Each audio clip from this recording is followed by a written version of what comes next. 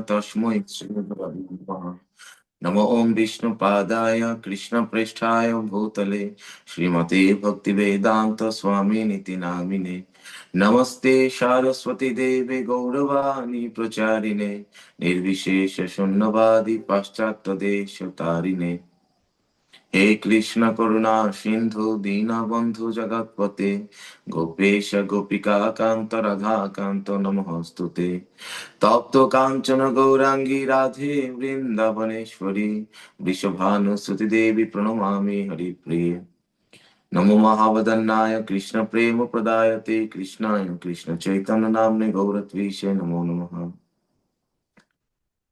नित्यानंद नमस्तभ्यं प्रेमानंद प्रदायिने कलौ कल्मषनाशाय जहन्वापतये नमः। वाञ्छाकल्पतरुभ्यश्च कृपा सिन्धुभ्येव च पतितानां पावनेभ्यो वैष्णवेभ्यो नमो नमः। जय श्री कृष्ण चैतन्य प्रभु नित्यानंद श्री अद्वैत गदाधर शिवासदि गौर भक्त वृंद। हरे कृष्णा कृष्णा कृष्णा हरे हरे हरे राम राम राम हरे हरे। हरे कृष्ण। जय जगत गुरु शिल प्रभुपाद की जय। समेत गौर भक्तविंद की श्रीमद् भगवद गीता यथार्थ की समेत गौर भक्तविंद की जय। सुनिताय गौर प्रेमानंदे हरि हरि बोल। ओम नमो भगवते वासुदेवाय। ओम नमो भगवते वासुदेवाय। ओम नमो भगवते वासुदेवाय। श्रीमद् भगवद गीता अथ द्वितीय अध्याय सांख्य योग। संजय उवाच तं तथा कृपयाविष्टम् अश्रुपूर्णाकुलेक्षणम् विषीदन्तमिदं वाक्यम् उवाच मधुसूदन। श्रीभगवानुवाच कुतस्ताकश्मलम् इदं विषमे समुपस्थितम् अनर्ज अजुष्टम् अस्वर्गम् अकीर्तिकरम् अर्जुन। क्लैब्यमास्मगमः पार्थ नैतत्त्वयि उपपद्यते क्षुद्रं हृदयं दौर्बल्यं त्यक्त्वोत्तिष्ठ परन्तपः। अर्जुनवाच कथं भीष्महं सङ्ख्ये दृढं च मधुसूदन ईशुभिः प्रतिजुत्सामि पूजार्हम् हरिसूदन। गुरून् हत्वा हि महानुभावान् श्रेयभोक्तुं भैक्ष्यमपि इह लोके हत्वार्थकामांस्तु गुरुनिहैव भुञ्जीय भोगान् रुधिरप्रदिग्धान् अचैतद्विद्मा कतरन्न गरीय जद्वा जयेम जति वा न जयेयु जनेव हत्वा जिजीविषामस्ते अवस्थिता प्रमुखे धार्तराष्ट्र कार्पण्य दोषोपहत स्वभाव पृच्छामि त्वां धर्म सम्मूढचेता यश्रेयसन्निश्चितं ब्रूहि तन्मे शिष्यस्तेऽहं सजिमं त्वां प्रपन्नम् न हि प्रपश्यामि मम अनुपद्रव्यशोकमुच्छोषणमिन्द्रियाणाम् अवाप्य भौममसपत्नरिद्धम् राज्यं सुराणां चापि अधिपत्यं। सञ्जय उवाच एवं मुक्त्वा ऋषिकेश गुराकेशः परन्तप न जोत्सेति गोविन्दमुक्ततूष्णीं बभूवुः। तमोवाच ऋषिकेश प्रहसन्निव भारत सेनयोरुभयोर्मध्ये विषीदन्तम् इदं वचः। श्रीभगवानुवाच अशोच्येनन्वशोचस्त्वं प्रज्ञावादांश्च भाषसे गतासु न गतासूंश्च न अनुशोचन्ति पण्डिता न त्वेवाहं जतुन्वासं न त्वं नेमे जनाधिपा न चैव न भविष्यामः सर्वे वयम् अतः परम्। देहिनस्मिन् यथा देहे कौमारं यौवनं जरा तथा देहान्तरप्राप्तिर्धीरस्तत्र न मुह्यति मात्रा स्पर्शस्तु कौन्तेय शीतोष्णसुखदुःखदा आगमापायिनो नित्यतां तितिक्षस्य भारत। जंहीना व्यथयन्ते ते पुरुषं पुरुषर्षभः समदुःखसुखं धीरं समृतत्वाय कल्पते न सतविद्यतो भाव न भाव विद्यते सतः उभयोरपि दृष्टानन्त तु तनय तत्त्वदर्शिभिः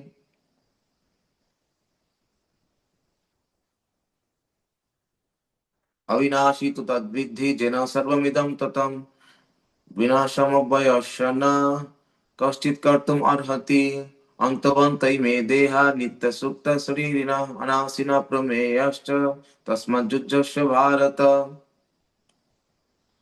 जयनं वेत्ति हन्तारं यश्चैनं मन्मते हतम् उभौ तौ न विजानीतो न हन्यते नायं हन्ति न हन्यते न जायते म्रियते वा कदाचिन् नायं भूत्वा भविता वा न भूय अजनित्य शाश्वतयं पुराणो न हन्मते हन्यमाने शरीरे वेद विनाशिनं नित्यं जैनमजमव्ययम् कथं स पुरुषं पार्थ कं घातयति हन्तिकम् वासांसि जीर्णानि यथा विहाय नवानि गृह्णाति नरोपराणि तथा शरीराणि विहाय जीर्णान्न नानि संजाति नवानि देहि नैनं छिन्दन्ति शस्त्राणि नैनं दहति पावकः न चैनं क्लेदयन्तपो न शोषयति मारुतः अच्छेद्यम् अदाह्यम् अक्लेद्यशुष्य एव च नित्यसर्वगतस्थानमचलम् अयं सनातनः अव्यक्तयम् अचिन्त्ययम् अविकार्यमुच्यते तस्मादेनं विदित्वा न अनुसृचितुम् अर्हसि अथ नित्य अथ चैनं नित्यजातं नित्यं वा मन्यते मृतं तथापि तं महाबाहो नैनं सचितुम् अर्हसि जातस्य हि ध्रुवमृत्यु ध्रुवं जन्म मृतस्य च तस्मात् परिहार्यार्थे न त्वं सचितुम् अर्हसि अव्यक्तादीनि भूतानि व्यक्तमध्यानि भारत अव्यक्तनिधनमेव तत्र का परिदेवना आश्चर्यवत् पश्यति कश्चिदेनम् आश्चर्यवत् वदति तथैव च अन्नम् आश्चर्यवत् चयन आश्चर्यवत् चयनं अन्वशृणोति श्रुत्वापि एनं वेद न चैव कश्चित् देहि नित्यबद्धयं देहि सर्वस्य भारत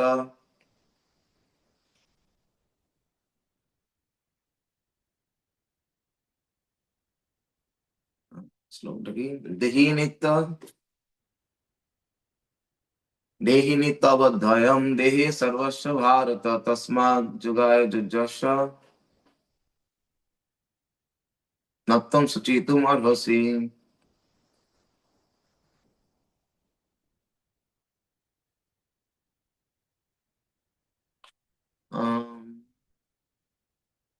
सधर्मं चापि चावेक्ष न विकुम्पितुम् अर्हसि युद्धात् धर्मात् हि युद्धश्रेय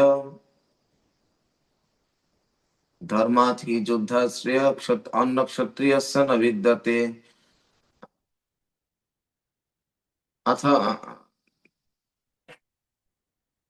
यदृच्छया चोपपन्नं स्वर्गद्वारम् अपावृतं सुखिनः क्षत्रियाः पार्थ लभन्ते जुद्धैर्दृशम् अथ चेत्तमिमं धर्मं संग्रामं न करिष्यति ततो सधर्मं कीर्तिं च हत्वा पापमवाप्स्यसि अकीर्तिं चापि भूतानि कथयिष्यन्ति तमव्ययम् सम्भवितस्य च कीर्तिमरणात् अतिरोच्यते भयात् उपरतम् मंसन्ते तुम महारथा जेषां तु त्वं बहुमतो ভূত্বা যাস্যসি লাঘবম কত নম্বর শ্লোক গুলো এটা 35 না এটা 35 ভূত্বা যাস্যসি লাঘবম অবাচ্য বাদাংশ্চ বহুম বদিষ্যন্তি তবা হিতা নিন্দন্তি তব সামর্থ্য তত দুঃখতরন্ন কিম হত্বা যাস্য हतो वा प्राप्स्यसि स्वर्गं जित्वा वा भक्ष्यसे महिम् तस्मात् युद्धाय युज्यस्व तस् तस्मात् उत्तिष्ठ कौन्तेय युद्ध युद्धस्य कृतनिश्चय सुखे दुखे समय कृत्वा लाभालाभौ जय जय तत युद्धाय युज्यस्व नैवं पापम् अवाप्स्यसि एषा ते अभिहिता संख्ये बुद्धियोग तिमां शृणु मुक्तियुद्ध जह पार्थ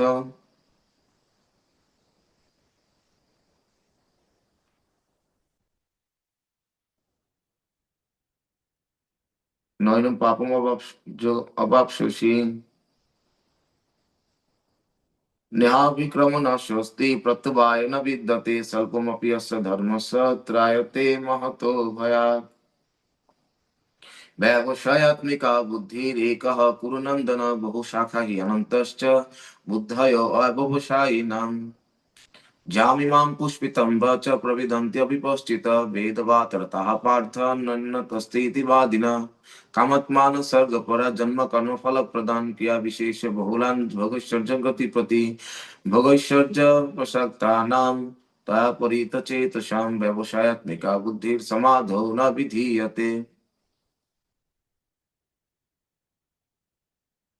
त्रैगुण्य तद्विषय वेदा निस्त्रैगुण्य भवार्जुन निर्द्वन्द्व नित्य सत्वस्थ निर्जग क्षेम आत्मवान् সাউন্ড অফ করা যায় না বারবার ডিস্ট্রাকশন হচ্ছে জয়ের সাউন্ড আর অফ করা সাউন্ড নির্যোগ ক্ষেম আত্মবান জবানার্থ উদপানে সর্বতো সম্প্লুত উদকে তাবান সর্বেষু বেদেষু ব্রহ্মণস্য বিজানতঃ কর্মেণ্যবাধিকারস্তে মা ফলেষু কদাচন মা কর্মফল হেতুর্ভুর মাতে সঙ্গস্তস্য অকর্মণি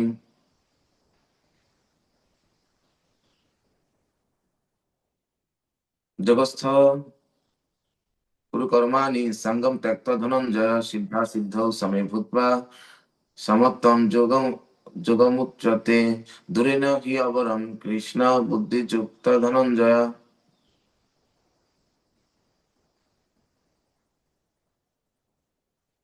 बुद्धौ शरणमन्विच्छ कृपणा फलहेतवः बुद्धियुक्ता जहाति उभौ सुकृते दुष्कृते तत युद्धाय युद्धस्य যোগ কর্মসু কৌশলম এটা কতগুলো 50 নম্বর না কর্মজম হি বুদ্ধিযোক্তা কর্মজম হি বুদ্ধিযোক্তা ফলং ত্যক্ত্বা মনীষিণা জন্মবন্ধ বিনির্মুক্তা পদম গচ্ছন্তি অনাময়ম যদা তে মোহ কলিলম বুদ্ধির্ব্যতিতরিষ্যতি তদা গন্তাসি নির্বেদ্যম শ্রুতস্য চ শ্রুতি বিপ্রতিপন্না তে যদা স্থাস্যতি নিশ্চলা সমাদা সমদাবচলা বুদ্ধি তদা যোগমवाप्स्यसि अर्जुन उवाच स्थितप्रज्ञस्य का भाषा समाधिस्तस्य केशव सिद्धधीर् किं प्रभाषेत किमाशेत व्रजेत किम् श्रीभगवानुवाच प्रजाहाति यदा कामन् सर्वान् पार्थमनोगतान् आत्मनि एवात्मनि तुष्ट तस्य प्रज्ञा प्रतिष्ठिता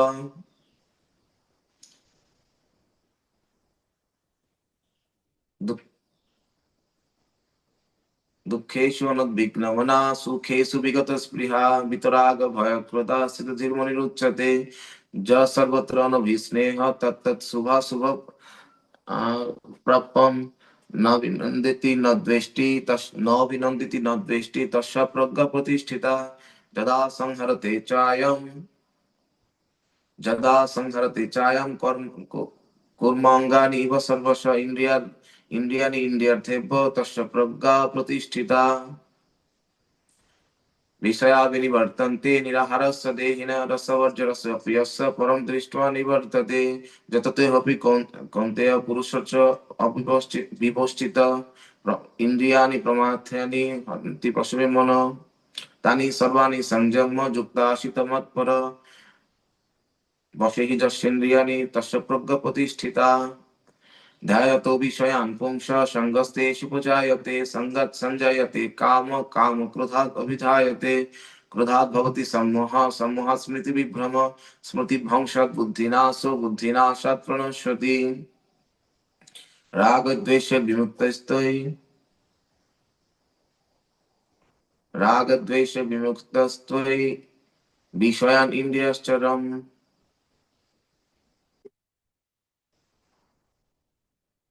रागद्वेष विमुक्तस्त्वयि विषयान् इन्द्रियश्चरम्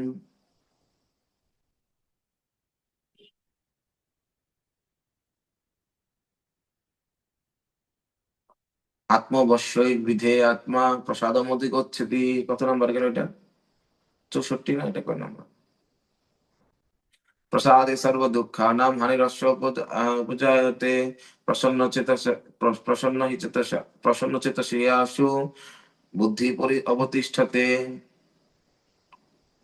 ইন্দ্রিয়াণাম হি চরতাম জন্মনো বিধীয়তে তদস্য হরতি প্রজ্ঞাম বায়ুর্নব এবং বশী তস্মাৎ যস্য মহাবাহো। 66 বাদ দিয়ে গেছেন, 66 বাদ দিয়ে 67 বলছেন। ও আচ্ছা, 66 কি ছিল?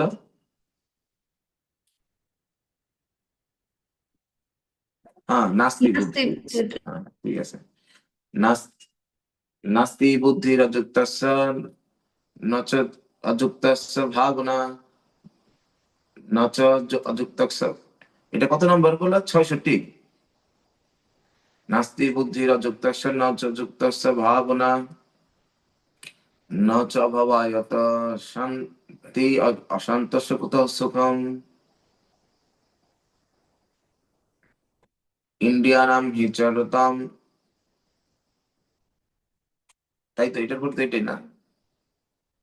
সর্বন ইন্দ্রিয়াণাম হি চরতাম সর্বন জন্মনো বিধীয়তে তদস্য হরতি প্রজ্ঞাম বায়ুর্নবমিমং পশি তস্মাৎ যস্য মহাবাহ তস্মাৎ সর্বা যস্য মহাবাহ তস্মাৎ সর্বস্ব মহাবাহ তস্মাৎ যস্য মহাবাহ সর্বনিগ্রহে। লাস্টে সে ভুলে গেলাম নাকি? তস্মাৎ যস্য মহাবাহ নিগৃহীতানি সর্বস্ব। ইয়েস। তস্মাৎ যস্য মহাবাহ নিগৃহীতানি সর্বস্ব ইন্দ্রিয়াণি ইন্দ্রিয়ার্থেভ্যো তস্য প্রজ্ঞা প্রতিষ্ঠিতা। না, ইন্দ্রিয়া তস্য প্রজ্ঞা প্রতিষ্ঠিতা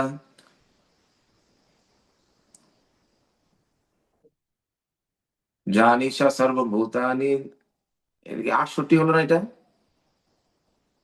জানিসা সর্বভূতানি তস্যম জাগতি জানিসা সর্বভূতানি তস্যম জাগ্রতি সংযমী যস্যম জাগ্রতি ভূতানি সানিশা পশ্যত মুনে আপুর্জমালম অচল প্রতিষ্ঠম যদ্ব আপুর্জমানম অচল প্রতিষ্ঠম সমুদ্রম আপ প্রবিশন্তি যদ্বৎ তদ্বৎ তদ্বৎ কামন ইয়ম প্রবিশন্তি সর্বে ন শান্তিমাপ্নতি ন শান্তিমাপ্নতি সকাম সশান্তি আপনতি ন কাম কামি বিহায় কামং চ সর্বান পুমাং চরতি নিস্পৃহ নির্মো নিরহংকার শান্তিমধিগচ্ছতি এষা ব্রাহ্মী স্থিতা পার্থ নৈনম প্রাপ্যতি নৈনম প্রাপ্য বিমোহতি স্থিত্বা অশ্যাম অন্তকালে চাপি ব্রহ্ম নির্মাণম লিপ্সতি। ও কৃষ্ণ, এটা আমার মুখস্থ হয়েছে, কিন্তু এইখানে বলতে কি সাউন্ড হচ্ছে বারবার, মাইন্ড ডিস্ট্রাকশন হয়ে যাচ্ছে, যার জন্য তার গুরু বৈষ্ণব যদি পাই বলতে পেরেছি। তো এই অধ্যায়টা অনেক বড়, তো এত গুরুত্বপূর্ণ অধ্যায়, শিল প্রভুপাদ বলেছেন যে এই শ্রীমদ্ ভগবদ গীতা হচ্ছে দ্বিতীয় অধ্যায়, সাংখ্যযোগ হচ্ছে সমস্ত অধ্যায়ের সারাতিসার, সমস্ত কিছুর সার এই বস্তুর মধ্যে রয়ে গেছে। তো হম তো এর জন্য এবং কি বলদেব বিদ্যাভূষণ, শ্রীপদ বলদেব বিদ্যাভূষণ উনিও বলেছেন যে সমগ্র কিছুর 6টা দর্শনের সার এই দর্শনে রয়েছে। তো এর জন্য এটা খুবই গুরুত্বপূর্ণ এই জিনিসটা বুঝতে পারা। তো আসলে এই জিনিসটা বোঝাতে গেলে আমাদের অনেকগুলো ক্লাসের প্রয়োজন, অনেক ঘন্টা সময় প্রয়োজন, কিন্তু আমাদের সময় খুব কম। তার মধ্যে আমার এখানে 20-25 মিনিট চলেই গেছে। তো সেই জন্য আমরা খুব তাড়াতাড়ি যাব। অনেক ব্যাখ্যা আমার জন্য চ্যালেঞ্জ আছে, কত ব্যাখ্যা না দিতে পারি তাহলে শেষ করতে পারবো, তা না আজকে শেষ হবে না। তো সেই জন্য সবাই কৃপা আশীর্বাদ করুন যাতে যে কোনো ভাবে বাই হোক আর ক্রোক কোনোভাবে শেষ করতে পারি। হ্যাঁ, কারণ প্রতি সপ্তাহে যে সংকল্পটা নিয়েছে তাহলে হবে না। যদি অর্ধেক হয়, কেউ কেউ বলছেন ও আজকে অর্ধেক দেন, তারপরে সপ্তাহে অর্ধেক, কিন্তু অর্ধেক অর্ধেক করতে গেলে স্পিডটা চলে যাবে, সংকল্প থেকে বিচ্যুত হয়ে যাব। তাই যে কোনো ভাবে একভাবে না একভাবে শেষ পর্যন্ত যেতে হবে, এটাই হচ্ছে বিষয়। তো প্রথম শ্লোক আমরা আমরা দেখছিলাম অর্জুন বলছিলেন গত অধ্যায়ে যুদ্ধ না করার 5টা কারণ সে বলেছিলেন। একটা হচ্ছে করুণা বা দয়া, দ্বিতীয়টা কি ছিল, যে বিষয় ভোগের বাসনা, ওরা মরে গেলে তো বিষয় ভোগ কোথায় করতে পারবো, বিষয় ভোগের বাসনা ছিল। তৃতীয়ত কি, তার পাপের ভয় ছিল, এর জন্য এটা করলেই ঘোরতম পাপ হবে, বিষয় ভোগের বাসনা। সকলে মনে পড়ছে যে এরা যদি মরে যায় তাহলে আমি কাদের নিয়ে রাজ্য সুখ ভোগ করবো। তারপর তৃতীয় আরেকটা যুক্তি গেছিল দয়া, এদেরকে বরঞ্চ ভিক্ষা করে খাবো, তারপরে এদেরকে মেরে আমি রক্ত মাখা, এটা আমি খেতে পারা খাবো না, এরকম বলছিল অর্জুন। তো এইভাবে করতে করতে লাস্টে 4 নাম্বার যুক্তি ছিল কুল নাশ। এদেরকে মানে যদি এরা মরে যায় তাহলে পরে কুল নাশ হবে, এদের কুলস্ত্রী যারা আছে, কুলস্ত্রী তারা কি করবে, তারা ব্যভিচারী হয়ে যাবে। সেটা আমরা বলেছিলাম, আমি আজকে আর বলছি না। আর সর্বশেষ আজকের অধ্যায়ে আমরা দেখবো তিনি পঞ্চম কারণ সিদ্ধান্তহীনতায় ভুগছে। এই 5টা কারণে একই 5টা জিনিস আমাদের জীবনেও ঘটে। ঠিক আছে, তো ভগবান একে একে প্রত্যেকটা যুগ থেকে ভগবান খণ্ডন করবেন। হ্যাঁ, তো আমরা যদিও এত ডিটেলস বলা সম্ভব না, খুব তাড়াতাড়ি যেতে হবে, সেই জন্য স্টার্ট করি। জয় জগৎগুরু শিল প্রভুপাদ কি জয়।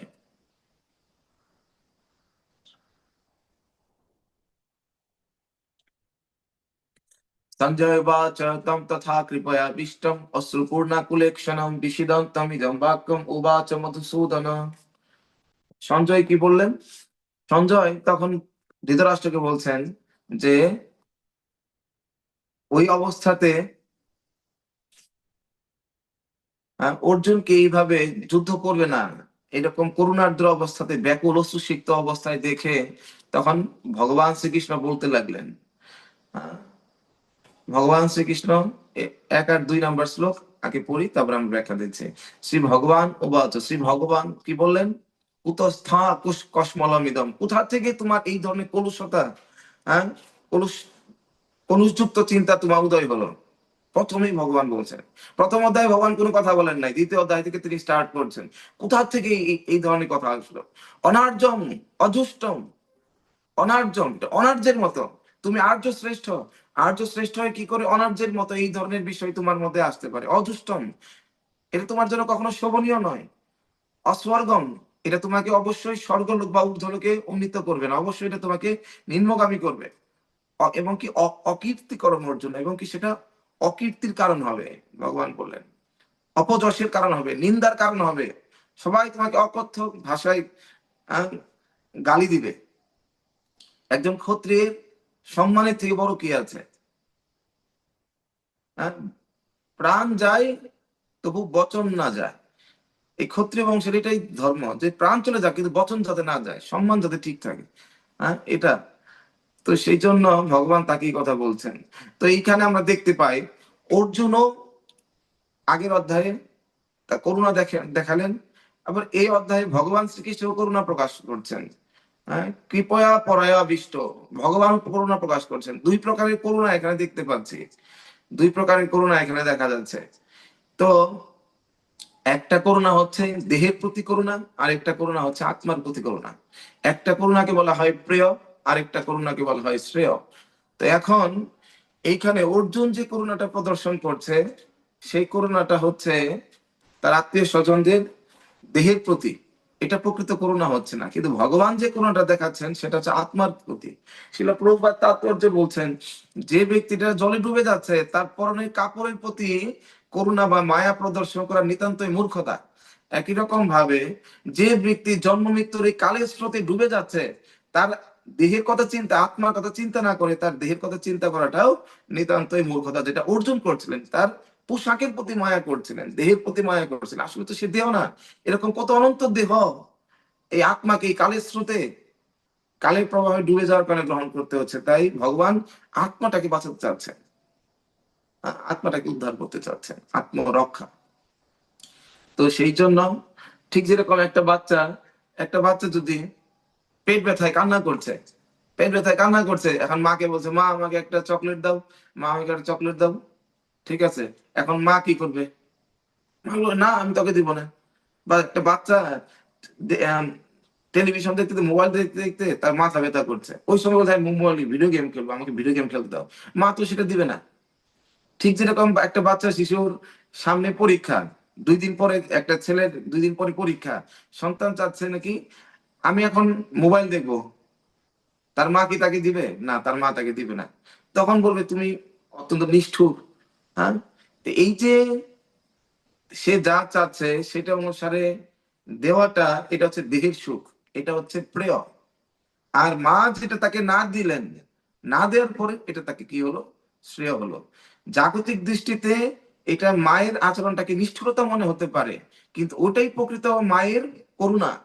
আর যে ব্যক্তিটা তার হাতে মোবাইল তুলে দিল, ওইটা হচ্ছে দেহগত সুখ, দেহগত করুণা, দৈহিক সুখ সে পেল, কিন্তু তার আত্মিক কল্যাণ হয়ে গেল। তো শ্রেয় আর প্রেয়র মধ্যে পার্থক্যটা কি? শ্রেয় হচ্ছে শুরুতে শুরুতে হচ্ছে সুখদায়ক, কিন্তু পরিণামে ভয়াবহ, পরিণামে যন্ত্রণাময়। শুরুতে সুখময় কিন্তু পরিণামে যন্ত্রণাময়। কিন্তু প্রেয় কি? প্রেয়টা, সরি, এটা হচ্ছে প্রেয়। আর শ্রেয় হচ্ছে শুরুতে অত্যন্ত কষ্টকর কিন্তু চরমে অমৃত তুল্য। আর প্রিয় বস্তু তাৎক্ষণিকভাবে লাভ হয়, কিন্তু প্রিয় প্রিয় বস্তু তাৎক্ষণিকভাবে লাভ হয়, কিন্তু শ্রেয় বস্তু এটা আপনার সময় সাপেক্ষ ব্যাপার। কিন্তু প্রিয় বস্তু অস্থায়ী, আর শ্রেয় বস্তু হচ্ছে চিরস্থায়ী।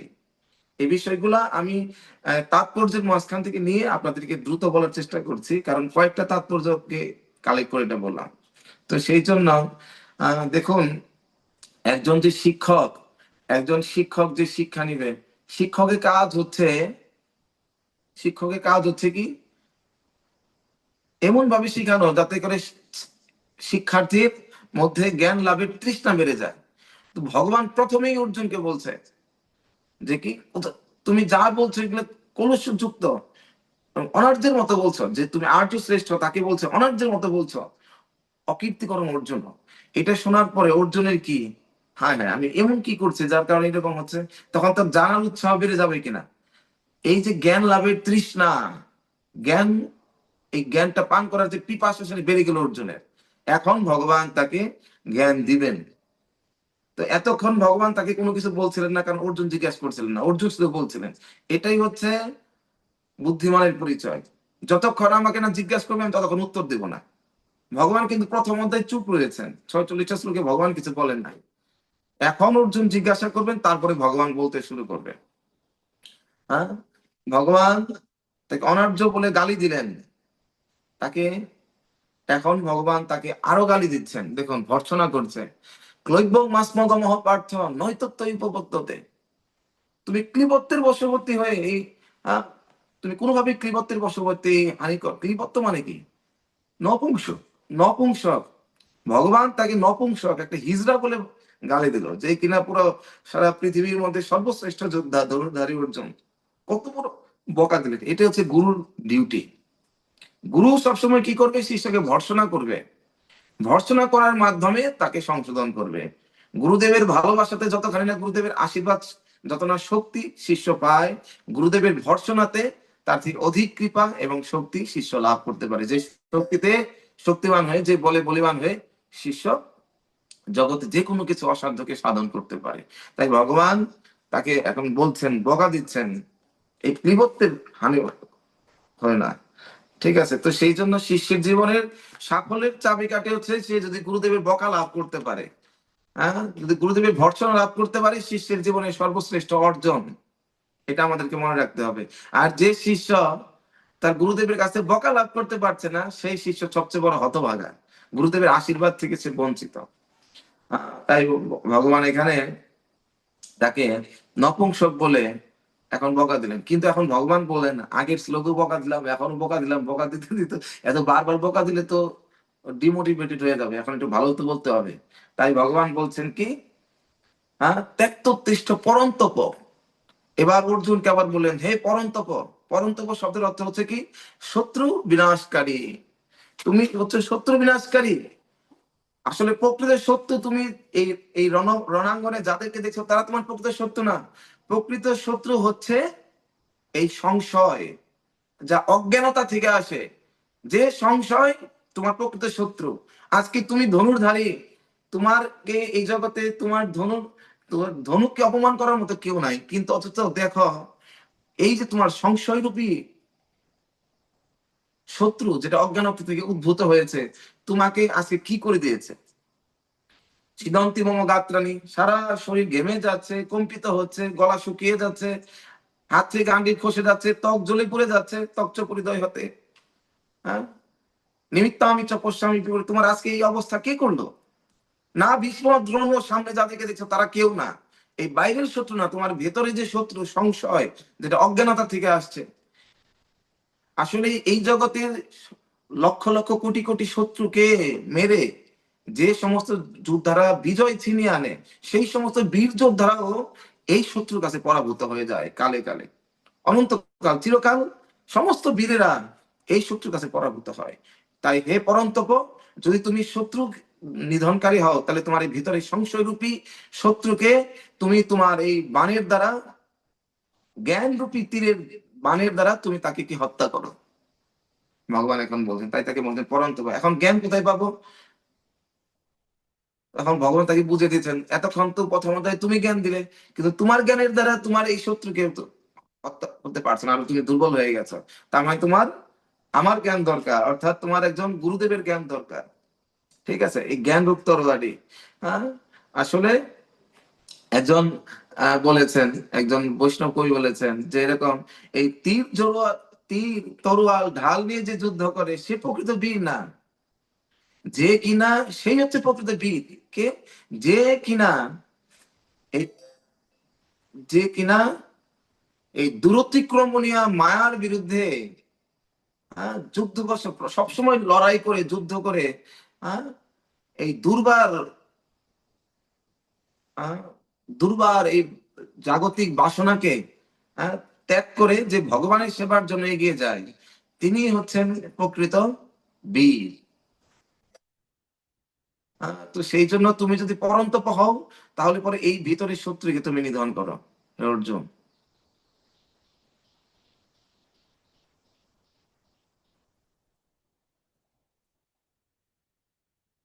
সাউন্ড শোনা যাচ্ছে? সময় মতো ওয়াইফাই ডিস্টার্ব করতেছে। শোনা যাচ্ছে কি সাউন্ড, একটু বলেন। আচ্ছা, তো এর জন্য ভগবান বলছেন যে আসলে এই যে ক্ষুদ্রম হৃদয় দুর্বলম, তোমার এই যে হৃদয় দুর্বলতা তুমি প্রকাশ করছো, হ্যাঁ, এই এটাকে পরিত্যাগ করো।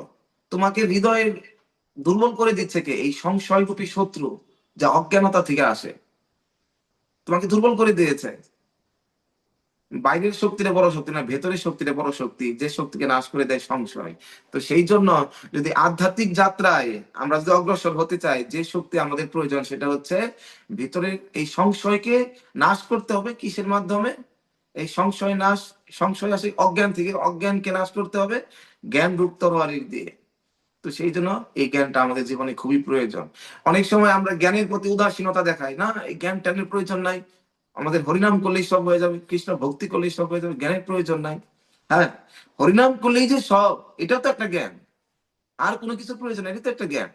কিন্তু এখন দেখুন, জ্ঞানী আর অজ্ঞানী, যে দুইজনই ভাবছে হরিনাম করলে সব হবে।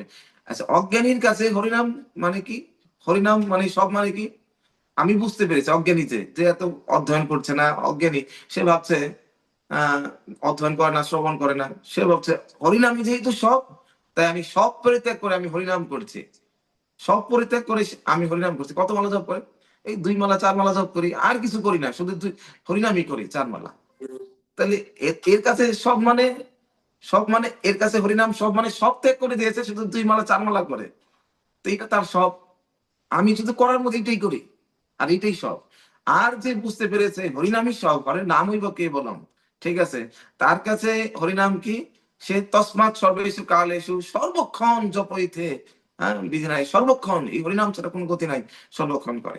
তো এই জ্ঞানের মাধ্যমে যে হরিনাম সে সর্বক্ষণ করবে, হরিনামের স্বরূপটা বুঝতে পেরে। আর অজ্ঞানের মাধ্যমে হরিনাম, তখন সে ভাববে আমার কাছে হরিনামই সব, তাই শুধুমাত্র হরিনামই করি, কিন্তু সেটা 2 মালা 4 মালা। তো সেই জন্য আমরা জ্ঞানকে কখনো অবহেলা করতে পারি না। এটা ভক্তি সম্বন্ধিনী, ভক্তি বিষয়ী জ্ঞান, শিল প্রভুপাদ তাৎপর্যে বলেছেন। এই জ্ঞান আমাদেরকে ভক্তি প্রদান করবে, ভক্তির বাধক না, হ্যাঁ ভক্তির সহায়ক। তো সেই জন্য কখনো এই জ্ঞানে আমরা যেন অনাগ্রহ না প্রকাশ করি। ভগবান এই জ্ঞানের গুরুত্বটা বলছেন। হ্যাঁ? আর এই যে জ্ঞান, এই জ্ঞান প্রথমত এই যে দেহের বাইরের শত্রুকে স্বীয় বলের দ্বারা বা দেহের বলের দ্বারা নিধন করা যায়, পরাভূত করা যায়, কিন্তু এই ভেতরের শত্রুকে নিজের বলের দ্বারা না। যে বলটা প্রয়োজন সেটা পরমেশ্বর ভগবান শ্রীকৃষ্ণ থেকে আগত, যেটা হচ্ছে শ্রী গুরুদেবের কৃপা। শ্রী গুরুদেবের কৃপা বলের মাধ্যমে বলিয়ান হয়ে শিষ্য এই শত্রুকে জয় করতে পারে। তো এই জ্ঞানটা কোথায় আছে? এই জ্ঞানটা যদিও শাস্ত্রে আছে, কিন্তু শাস্ত্রে এটা হচ্ছে অপরিপক্ক অবস্থা, কিন্তু গুরুদেবের কৃপাতে, ঠিক যেমন পাখি ওটাকে ঠুকুর দিলে তখন কি হয়, সেটা সুপক্ক হয়, একই রকম গুরুদেব রূপ পাখির কৃপাতে তখন এই জ্ঞানটা শিষ্যের হৃদয়ে ধারণ করতে পারে, তা না হলে এই জ্ঞানটা, তাই ভগবান এখানে ইনডিরেক্টলি বোঝাচ্ছে তোমার শ্রী গুরুদেবের প্রয়োজন। এই জিনিসটা হম একবার গুরুদেবের, তারপর যদি শিষ্যের গুরুদেবের বাক্যের প্রতি দৃঢ় বিশ্বাস হয়, তখনই কেবল শিষ্য জগতে যে কোনো কিছু জয় করতে পারবে। হ্যাঁ, বিশ্বাসটা খুব গুরুত্বপূর্ণ। সংশয় আত্মা বিনশ্বতি, সংশয় আমাদের বিনাশ করে দেবে, বিশ্বাস আমাদেরকে কি করবে, শক্তি দান করবে আমাদের সামনে এগিয়ে নিয়ে যাওয়ার জন্য। বিশ্বাস, দৃঢ় প্রত্যয়। হ্যাঁ, আজ থেকে প্রায় দুই আর কয়েক 2-3 হাজার বছর আগের কথা, একবার 2টা দলের মধ্যে যুদ্ধ হচ্ছিল, এক দলে 100 যোদ্ধা, আরেক দলে 500 যোদ্ধা। এখন যে দলে 100 যোদ্ধা, সে ভাবছে আমরা তো এমনি হেরে যাব, তাহলে আমাদের কি হবে, আমাদের পরাজয় তো অবশ্যম্ভাবী। তাই তিনি কি করলেন, তারা ভাবছে তাহলে ভালো, তাদের দলে আত্মসমর্পণ করি, তাহলে আর মরতে হবে না। বলছে ঠিক আছে তা নয় করবো, কিন্তু তার আগে তো আমাদের সেনাপতির কাছে যেতে হবে, যিনি অবসরপ্রাপ্ত। তখন তারা তাদের সেনাপতির কাছে গেলেন। সেনাপতির কাছে যাওয়ার পরে তাকে বললেন যে আমরা তো এমনিও হারবো, তাহলে পরে বরঞ্চ আমরা আত্মসমর্পণ করি, তাহলে অন্তত আমাদের মৃত্যু হবে না। তখন সেনাপতির কাছে যাওয়ার পরে সেনাপতি বলছে আচ্ছা ঠিক আছে, এটা তো তোমাদের কথা যুক্তিটা ঠিক, তারপর আমি একটু দেখে নেই, আমি মা দুর্গার কাছে শুনে নেই যে যে তোমরা কি জিতবে কি জিতবে না। বলছে মা দুর্গার কাছে কি করে শুনবেন? বলছে এই যে একটা কয়েন দেখতে পাচ্ছ, এই কয়েনটা হচ্ছে মা দুর্গার আশীর্বাদ প্রাপ্ত কয়েন। এই কয়েনটা আমি ঘুরানোর পরে যদি একটা পাশ আছে মাথা আর একটা পাশ আছে লেজ, যদি মাথা পড়ে তাহলে তোমরা জিতবে, আর যে লেজ পড়ে তাহলে হারবে, কোনটা আমি বুঝতে পারবো। যদি দেখি তোমরা জিতবে তাহলে যাবে, আর যদি তোমরা হেরে যাবে তাহলে আর যুদ্ধে যেও না, ওই সমাপন করা। এরকম টস করার পরে কি হলো, পড়ে গেছে কোনটা, ঠিক পড়ে গেল মাথা। মাথা বলে তোমরা কেন ভয় পাচ্ছ, এটা তো তোমার যুদ্ধ অবশ্যই তোমরা জিতবে। এই বলে তাদেরকে বলতো, তোমরা যুদ্ধ করতে যাও, অবশ্যই তোমরা জিতবে, যে কোনো ভাবে জিতবে। তারপর তারা যখন চলে গেল, চলে যাওয়ার পরে অবশেষে তারা জিতে গেল। জিতে যাওয়ার পরে আনন্দের সাথে গুরুদেবের কাছে আসলেন, গুরুদেব আপনি আসলেই আপনি, আপনার কথা বিশ্বাস করে আমরা চলে যাওয়াতে তো আমরা সত্যি সাফল্য লাভ করলাম, তো আসলে আপনি অনেক কৃপা করেছেন। তখন গুরুদেব বলছে আসলে দেখো এই যে কয়েনটা দেখতে পাচ্ছ, আমার এখানে কৃপার বিষয় না। হ্যাঁ, এই যে কয়েনটা দেখতে পাচ্ছ, এই কয়েনের হেড আর টেল, মাথা আর লেজ নাই, দুই পাশেই হেড। এটা যে দিকেই পড়ুক না কেন, যে দিকেই পড়ুক সেই দিকেই এটার মাথায় আছে। আসলে তোমাদের সংশয়রূপী শত্রু তোমাদেরকে দুর্বল করে দিয়েছে। আর যেহেতু গুরুদেবের কথার উপর আস্থা রেখে তোমরা সেই একই শক্তি নিয়ে তোমরা যুদ্ধ করতে গেলে, দেখো তোমরা যুদ্ধে জয়ী হয়ে গেলে। তাই আমাদের জীবনে এই যে সংশয় থেকে মুক্ত হওয়াটা খুবই খুবই গুরুত্বপূর্ণ। হ্যাঁ, আমাদের জীবনে সবচেয়ে বড় শক্তি ভক্তি জীবনে আধ্যাত্মিক যাত্রায় হচ্ছে বিশ্বাস, আমাদের উৎসাহ, উৎসাহ এবং বিশ্বাস। আর উৎসাহ আর বিশ্বাসকে নষ্ট করে হচ্ছে এই সংশয়। সংশয় আসে অজ্ঞানতা থেকে, আর অজ্ঞানতাকে দূর করে কে, ধ্বংস করে কে? জ্ঞান। আর জ্ঞানটা আসে কার কাছ থেকে? শ্রী গুরুদেবের কাছ থেকে। শুধু শাস্ত্র থেকে জ্ঞান আসবে না। অর্জুনের শাস্ত্রের জ্ঞান ছিল, তারপরে অর্জুন আজকে দুর্বল হয়ে গেছে। অর্জুন, অর্জুনের কি পরিস্থিতি আমরা দেখবো এখন। অর্জুন বলছে, ঠিক আছে কৃষ্ণ, তুমি যদি গুরুদেবের কথাই বলো, আমিও তো তাই ভাবছি, আমিও তো একই কথাই বলছি, বুঝতে পারলাম গুরুদেব। তাহলে অর্জুন বলছে, কথম বিস্ম অহংসংখ্যে দ্রোণঞ্চ মধুসূদন। এই যে ভীষ্মদেব উনি পিতৃতুল্য, উনি গুরুতুল্য, আর দ্রোণাচার্য তো আমার গুরুদেবী। তাহলে কেন তুমি আমাকে ইসুবি প্রতিযুৎসামি পূজার সমরে সুদন, তুমি কেন তাকে ঈর্ষার আশ্রয় নেই তাদেরকে যারা আমার পূজ্য, হ্যাঁ, পূজার পাত্র, তাদেরকে কেন তুমি আমাকে ঈর্ষা করতে বলছো? হে কৃষ্ণ, তুমি গুরুর গুরুত্ব বলছো, আবার তুমি গুরু হত্যা করতে বলছো। গুরু নহত্বা হি মহানুভাবান শ্রেয় ভক্তুম ভৈক্ষমপি হলোকে। বরং আমি তো ঠিক বলছি, গুরু হত্যা করা এটা তো মহাপাপ। তার থেকে বরঞ্চ গুরু হত্যা না করে ভৈক্ষমপি হলোকে, আমি ভিক্ষা করে খাবো। হ্যাঁ, কারণ হত্যার তো কামন গুরু নিহব। এই যে হত্যা করে তাদের যদি আমি রাজ্য ভোগ করি, এটা রক্ত মাখা হবে, এটা আমি কোনোভাবে করতে পারবো না। তখন অর্জুন এই কথা বলছেন, না চাই তদ বিদ্মা কতরন্ন গরীয় যদ্বা জয়ে মা যদি বা না জয়। বলছে আমি বুঝতে পারছি না। অর্জুন, অর্জুন সিদ্ধান্তহীনতায় একবার বলছে শাস্ত্রের কথা, আবার সে বুঝতে পারছে না ঠিক বললাম কি না বললাম। সিদ্ধান্তহীনতায় বুঝেছে, জয় করা ঠিক না জয় না করা ঠিক আমি বুঝতে পারছি না। হ্যাঁ, হত্যা করা উচিত না হত্যা করা উচিত না, আমি এখন কি করবো? এরকম যখন হয়ে, যখন গান্ডীব রেখে যখন পড়ে গেলেন, গান্ডীব হাতে খসে যখন পড়ে গেলেন, তখন অর্জুন কি করতে শুরু করলেন? হ্যাঁ, ভগবানের চরণে প্রপত্তি স্বীকার করলেন। কার্পণ্য দোষপহত স্বভাব পৃচ্ছামি ত্বং ধর্ম সংমূঢ় চেতা যশ্রেয়স নিশ্চিতং ব্রূহি তন্মে শিষ্যস্তে অহং সাধিমাং তাং প্রপন্নম। হে কৃষ্ণ, কার্পণ্যজনিত দুর্বলতার কারণে, কার্পণ্যজনিত দুর্বলতা কি? প্রভুপাদ তাৎপর্য, কৃপণ কে? কৃপণ, কৃপণ মানে এই দেহের জন্য যারা কিছু করে। শূদ্র মানে কি? যারা দেহের জন্য কিছু করে, আত্মার জন্য কিছু করতে পারে না। ঠিক আছে, মূল্যবান বস্তুটার যার ব্যবহার করতে পারে না, তারা হচ্ছে কৃপণ। দেহের থেকে মূল্যবান হচ্ছে কে? আত্মা। এই জগতের সবার যে প্রচেষ্টা, সবাই দেহের জন্য। এখন যদি একটা তেলের পাম্পে গিয়ে পেট্রোল, বর্তমান সভ্যতার হচ্ছে এটা, তেলের পাম্পে গিয়ে তেল ঢুকাচ্ছে গাড়ির জন্য, গাড়ির তেলের পেট্রোল গাড়ির ভিতরে না দিয়ে গাড়ির ড্রাইভারকে যদি খাওয়ানো হয়, তাহলে পরে কি হবে? হ্যাঁ, তো বর্তমান অবস্থা এটা। দেহের খাদ্য, কিন্তু আত্মা না খেয়ে মরছে। দেহের খাদ্য আত্মাকে খাওয়ানো হচ্ছে দিন রাত ভরে, আত্মার খাদ্য দেওয়া হচ্ছে না। তো এইটাই হচ্ছে সবচেয়ে বড় ভ্রান্তি, কার্পণ্যতা। তো সেই জন্য এই কার্পণ্য দোষে আমি আজকে এই দেহকে আমি আত্মবুদ্ধি করছি, দেহকে আমি ভাবছি। ঠিক আছে, দেহের খাদ্য আলাদা, যেমন গাড়ির খাদ্য আলাদা, ড্রাইভারের খাদ্য আলাদা। গাড়ির খাদ্য পেট্রোল, কারণটা জড়ো, গাড়িটা জড়ো, ওর খাদ্যটা জড়ো। কিন্তু আত্মার ড্রাইভার যদি চেতন, তাই ওর খাদ্যটাও চেতন হবে, জীবন্ত খাবারটা তার হবে। এখন যদি ওই জ্বরের খাদ্যটা যদি চেতনকে দেওয়া হয়, তার কি দুরবস্থা হবে? একই রকম প্রত্যেকটা জীব তার আত্মাকে, আত্মার যে আত্মা গত 84 লক্ষ জন্ম ধরে না খেয়ে আছে, মানব জীবন দেওয়ার হতো, সে আত্মাকে খাদ্য দেওয়া, কিন্তু সে আত্মাকে খাদ্য না দিয়ে সে জড় খাদ্য দান করছেন। সে আত্মার এই বেহাল অবস্থা হয়েছে। তো এই অবস্থাতে গুরুই একমাত্র তাদের সংশোধন করতে পারে। তাই অর্জুন বলছে, আমি বুঝতে পারছি না যে এখন আমার কি করা উচিত। পৃচ্ছ আমি তাম ধর্ম সংরচেতা। হে কৃষ্ণ, আমি তাই তোমাকে জিজ্ঞাসা করছি এই অবস্থাতে, যৎ শ্রেয়, যেটা আমার জন্য শ্রেয়, শ্বেত নিশ্চিতম গৃহীতন্মে, নিশ্চিত রূপে সেটাই বলো। শিষ্যস্তে অহম হইনু তোমার শিষ্য, দেখুক সকল বিশ্ব, শিক্ষা দাও এই প্রপন্নেরে,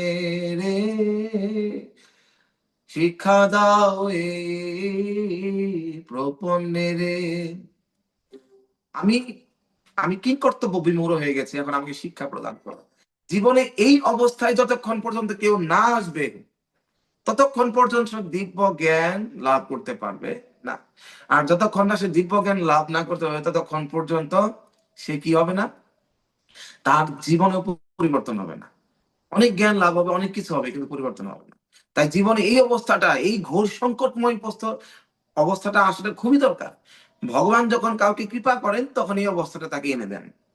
ঠিক আছে, সেই মুহূর্তে সৌভাগ্যক্রমে কেউ যদি সেই অবস্থাতে, সেই সংকটময় অবস্থায় যদি কেউ আত্মতত্ত্বদ্রষ্টা পুরুষের কাছে আত্মসমর্পণ করে, অর্জুন বলছে, আই এম সারেন্ডারিং মাই ইন্টেলেক্ট, আমার বুদ্ধিকে তোমার চরণে আত্মসমর্পণ করছে।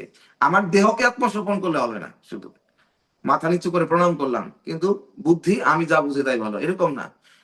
আমি যা বুঝি সব ভালো না, সব শেষ, আর আপনি যা বুঝেন, হ্যাঁ, শিষ্য যশ্রেয় তাই বলুন, আমি তাই করব।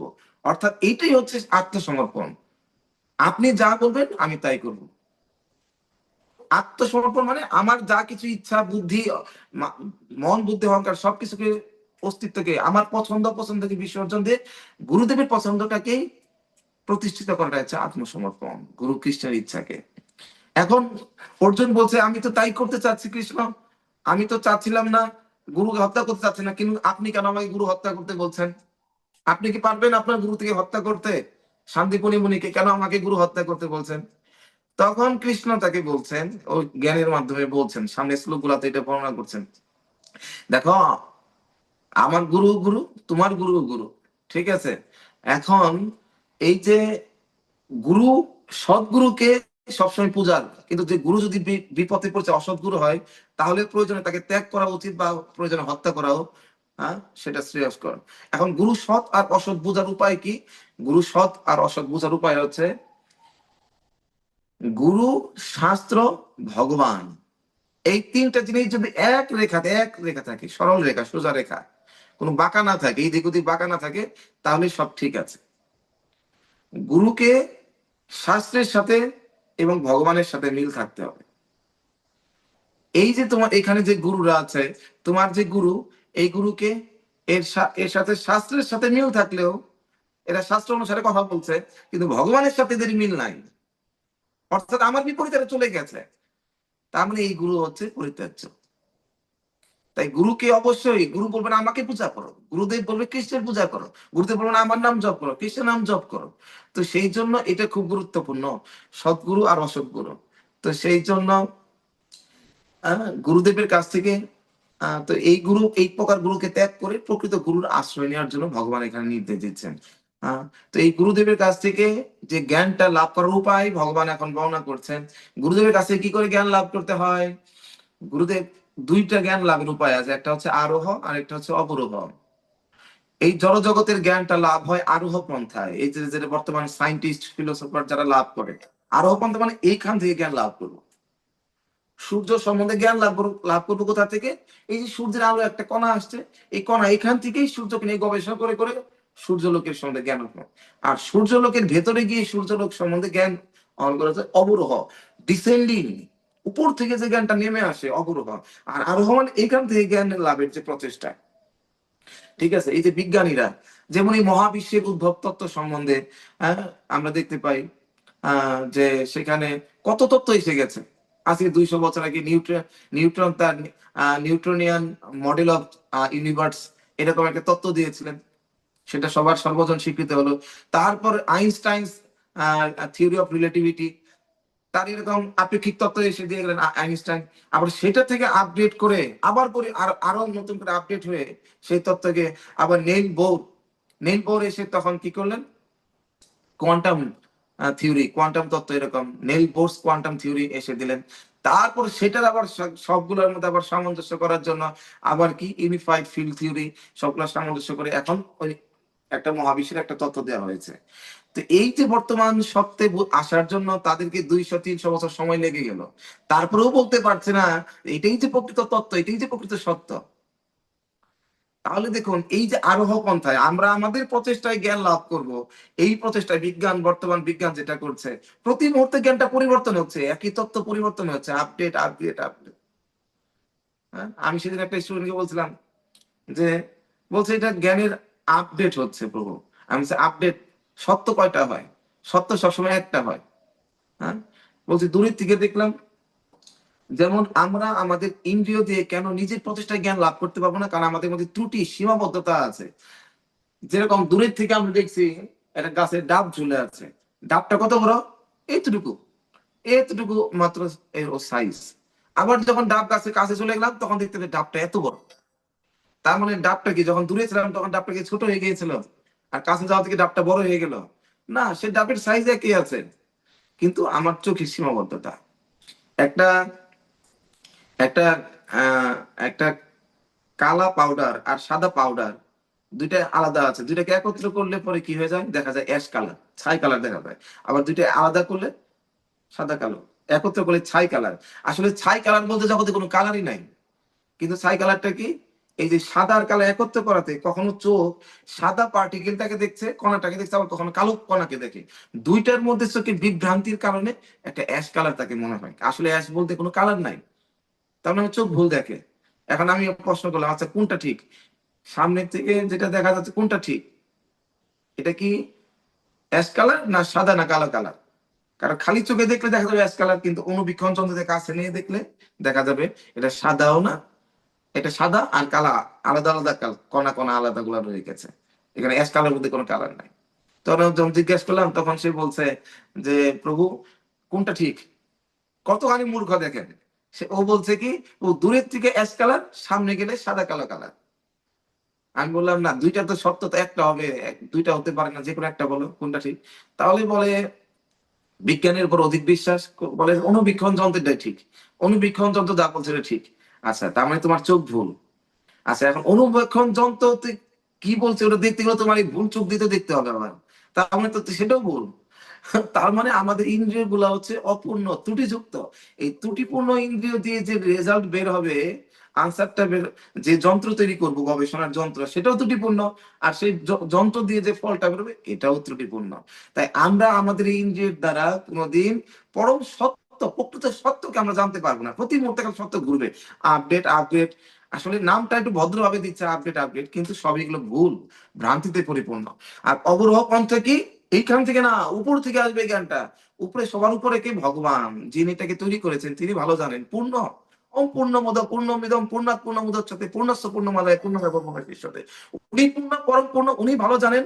ঠিক আছে, উনার থেকে যে তৈরি করেছে উনি তো ভালো জানেন কিভাবে হলো, এই রান্নার মধ্যে কি কি দিয়েছে, যে রান্না করে সে ভালো জানে, যেটা তৈরি করেছে উনি ভালো জানে। উনি কোথায় বলেছেন, উনার কাছে জ্ঞান লাভ করলে পূর্ণ জ্ঞান হবে। উনি শাস্ত্রে বলেছেন, আর শাস্ত্র কে জানে, গুরুদেব জানে। মানে গুরুদেবের কাছে জ্ঞান লাভ করে মানে পূর্ণ জ্ঞান। এটা হচ্ছে অবরোহ পন্থা। এখন গুরুদেবের কাছে জ্ঞান লাভ করবে কিভাবে, জ্ঞান লাভের উপায় কি?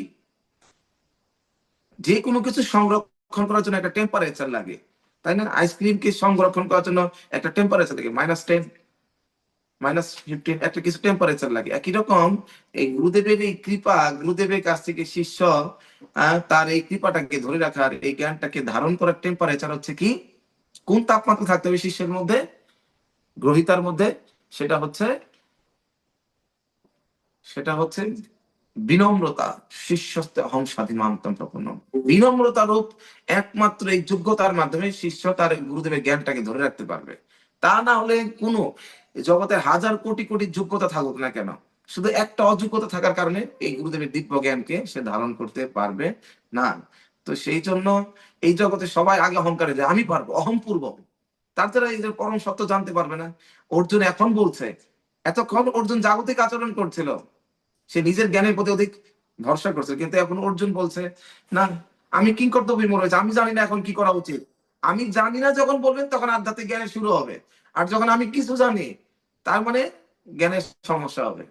তো সেই জন্য এটা বোঝা প্রয়োজন যে আমি কিছু জানি না। তখন বিনম্রতা আসবে, তারপরে থেকে এই জ্ঞান লাভ করা শুরু হবে। যখন আমি বুঝতে পারছি আমি কিছু জানি, আমি কিছু পারি, সেটাই হচ্ছে আমাদের অজ্ঞানতা। তার মানে আমাকে এই ত্রিগুণের দ্বারা মায়া আমাদের গ্রাস করে ফেলেছে। যখন আমি বুঝতে পারছি আমার মধ্যে আমি কিছু জানি, আর যখন বুঝতে পারছি না আসলে কিছু জানি না, খুব কম বুঝি, তখনই আমরা আধ্যাত্মিক জীবনের সঠিক অবস্থায় অবস্থান করছি। আর যখনই আমাদের মনে ভিতরে এসে যাচ্ছে আমি কিছু জানি, আমি কিছু বুঝি, আমার মধ্যে কোনো গুণ এসেছে, এই অহংকার ভাবটা আসে, বিনম্রতাটা নষ্ট হয়ে যায়, তখনই আধ্যাত্মিক জ্ঞান, তখন আমি যা করব ওই অহংকার আসা অবস্থায় আমি যা করব, যা বলবো, যা দেখবো, যা শুনবো, সবকিছু ভুল হবে, সব ভুল। হৃদয়ের ভিতরে অহংকার থাকার অবস্থায় আমি যা কিছু শুনলাম, যা কিছু দেখলাম, যা কিছু বললাম, সব বিচার বিবেচনা সব ভুল হবে। একমাত্র সঠিক বিচার বিবেচনা তখনই আমার মধ্যে আসবে, যখন আমার মধ্যে বিনম্রতা আসবে।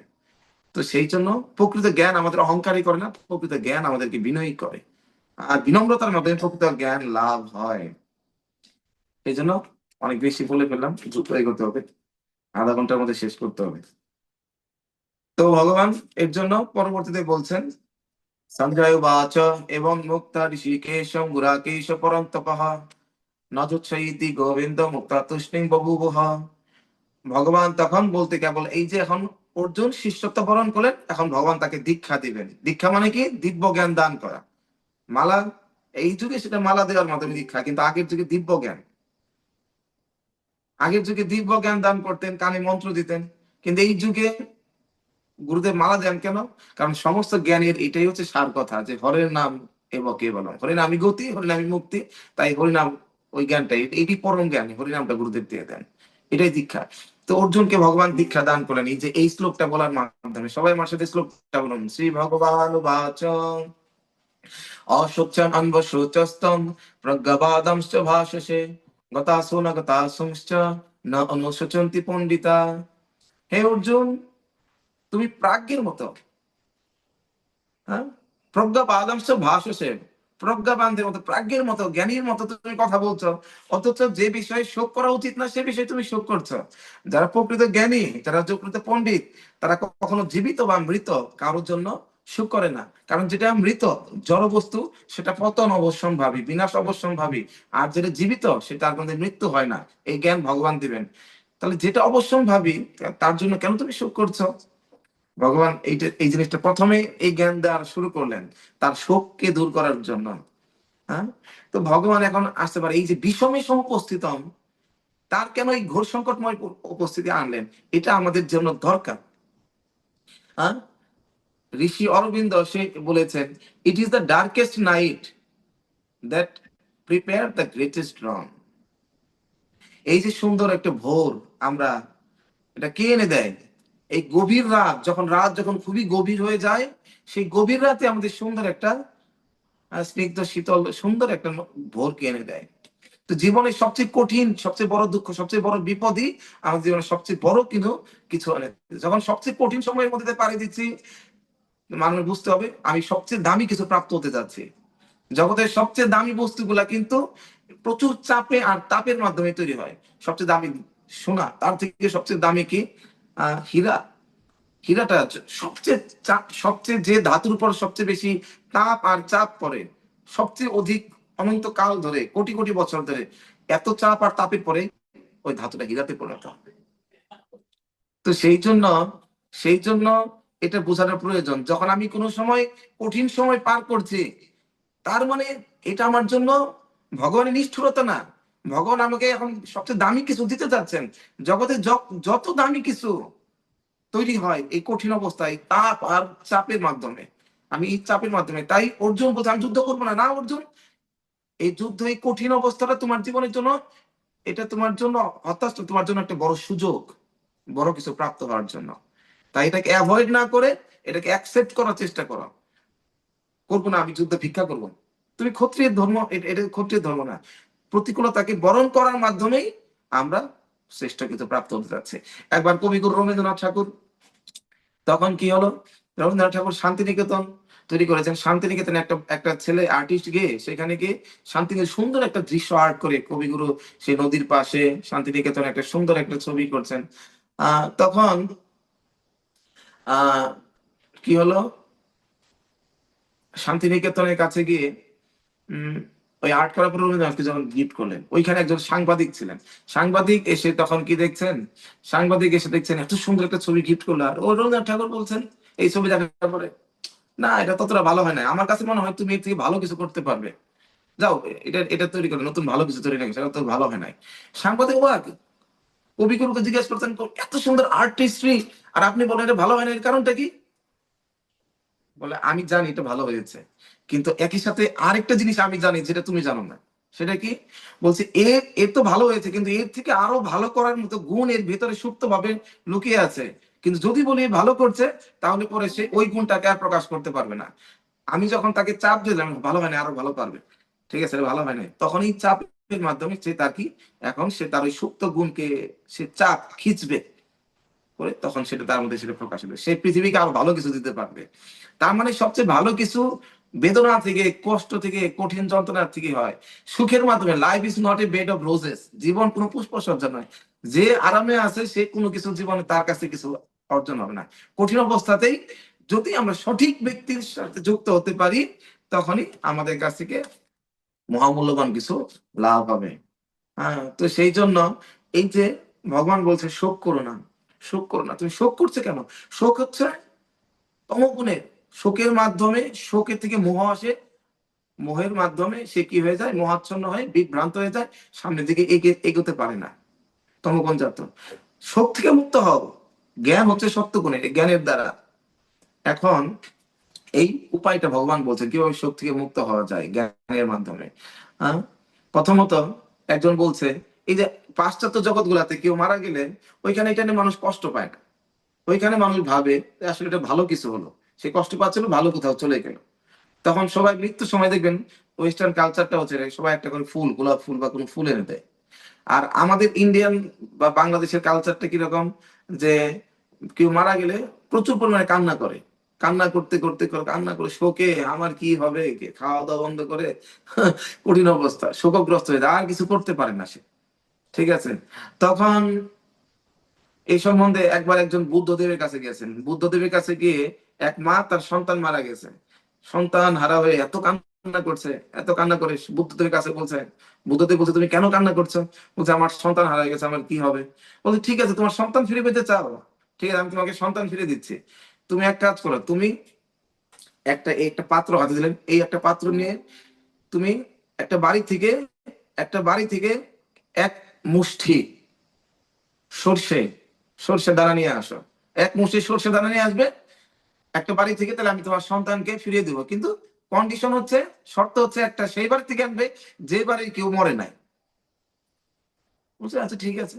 প্রথমে এক বাড়িতে গিয়ে বলে সর্ষে দানা আছে, বলছে হ্যাঁ দিন, তাহলে আমার পুত্রকে বাঁচাতে পারবো। বলছে কিভাবে?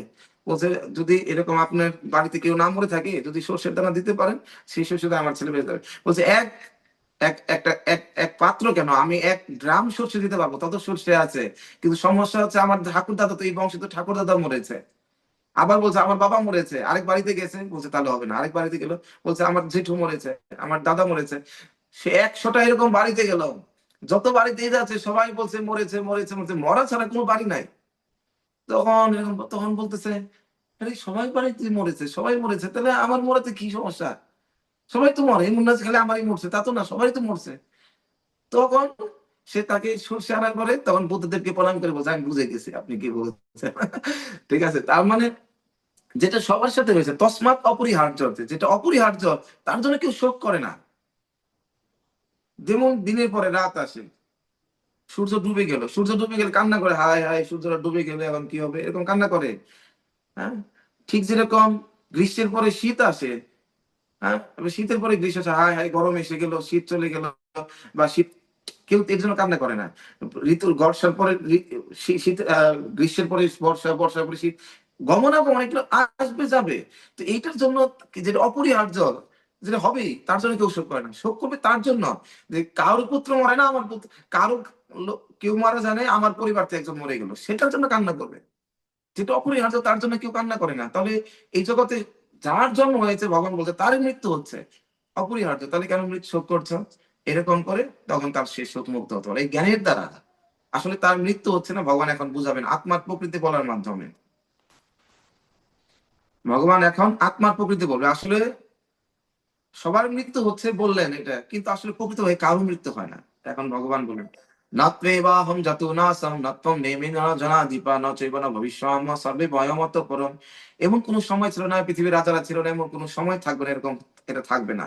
তুমি আমি আগেও ছিলাম, এখনো আছি, ভবিষ্যতে থাকবে। তো এর জন্য শোক করার কোনো কারণ নেই। আগেও ছিলাম, এখনো আছি, ভবিষ্যতে থাকবো। তাই কাউকে তুমি হত্যা করতে পারবে না। তাহলে বলছে, অর্জুন বলছে মনে মনে আগেও ছিলাম এখন আছে ভবিষ্যৎ থাকবে, তাহলে মরে কে? তখন ভগবান উত্তর দিচ্ছেন, দেহিনস্মিন যথা দেহি কৌমারম যৌবনম যারা তথা দেহান্তর প্রাপ্তি ধীরস্ততর অবনতি। ঠিক আছে, দেহির দেহ যেরকম কৌমার, এই যে দেহ, এই দেহের ভিতরে আছে দেহি, এই দেহ যেরকম কৌমার থেকে যৌবন এই পরিবর্তন হয়, আবার যৌবন থেকে জড়াতে প্রাপ্ত হয়, এই যে পরিবর্তন, কেউ কি তাতে কষ্ট পায় না? স্বাভাবিক নিয়ম, এটা অপরিহার্য। একই রকম ভাবে যৌবন থেকে জড়া যায়, জড়ার পরের পরিবর্তনটা হচ্ছে মৃত্যু। ওই দেহটা যখন পড়ার অযোগ্য হয় তখন সেটা ত্যাগ করে আরেক নতুন দেহ ধারণ করে। তাই যারা ধীরস্তত্র নামই হতি, তারা প্রকৃত ধীর, সে আরেকটা নতুন পোশাক করতেছে, তার মানে সেটা কেন পোশাক পরিবর্তনে সে কষ্ট পাবে? প্রকৃত জ্ঞানের দ্বারা, যে জ্ঞান না থাকার কারণে আমরা ভাবছি সে মরে গেল, শেষ হয়ে গেল, সে হারিয়ে গেল, সে তার জন্য কষ্ট পাচ্ছে। এখন একজন ব্যক্তি পুরাতন, আগের বছর একটা পুরাতন একটা একটা কাপড় নিয়েছিল আগের বছর পূজাতে, এক বছর পড়তে পড়তে ছিঁড়ে গেছে। তো এই বছর যখন সেই ছেঁড়া কাপড়টা পরিবর্তন করে তাকে যদি নতুন একটা কাপড় দেওয়া হয়, তাহলে পরে সে কি শোক করা উচিত না আনন্দিত হওয়া উচিত?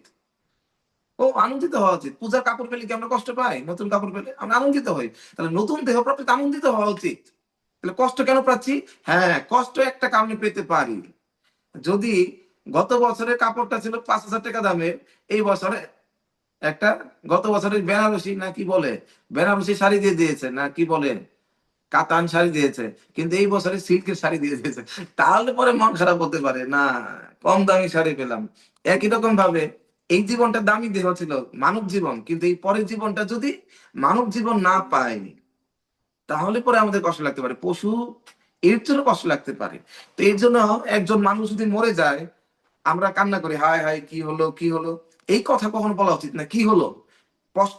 দুঃখ করা উচিত কি হলো বলে না, দুঃখ করা উচিত কেন, কি হবে, এর জন্য দুঃখ করা উচিত।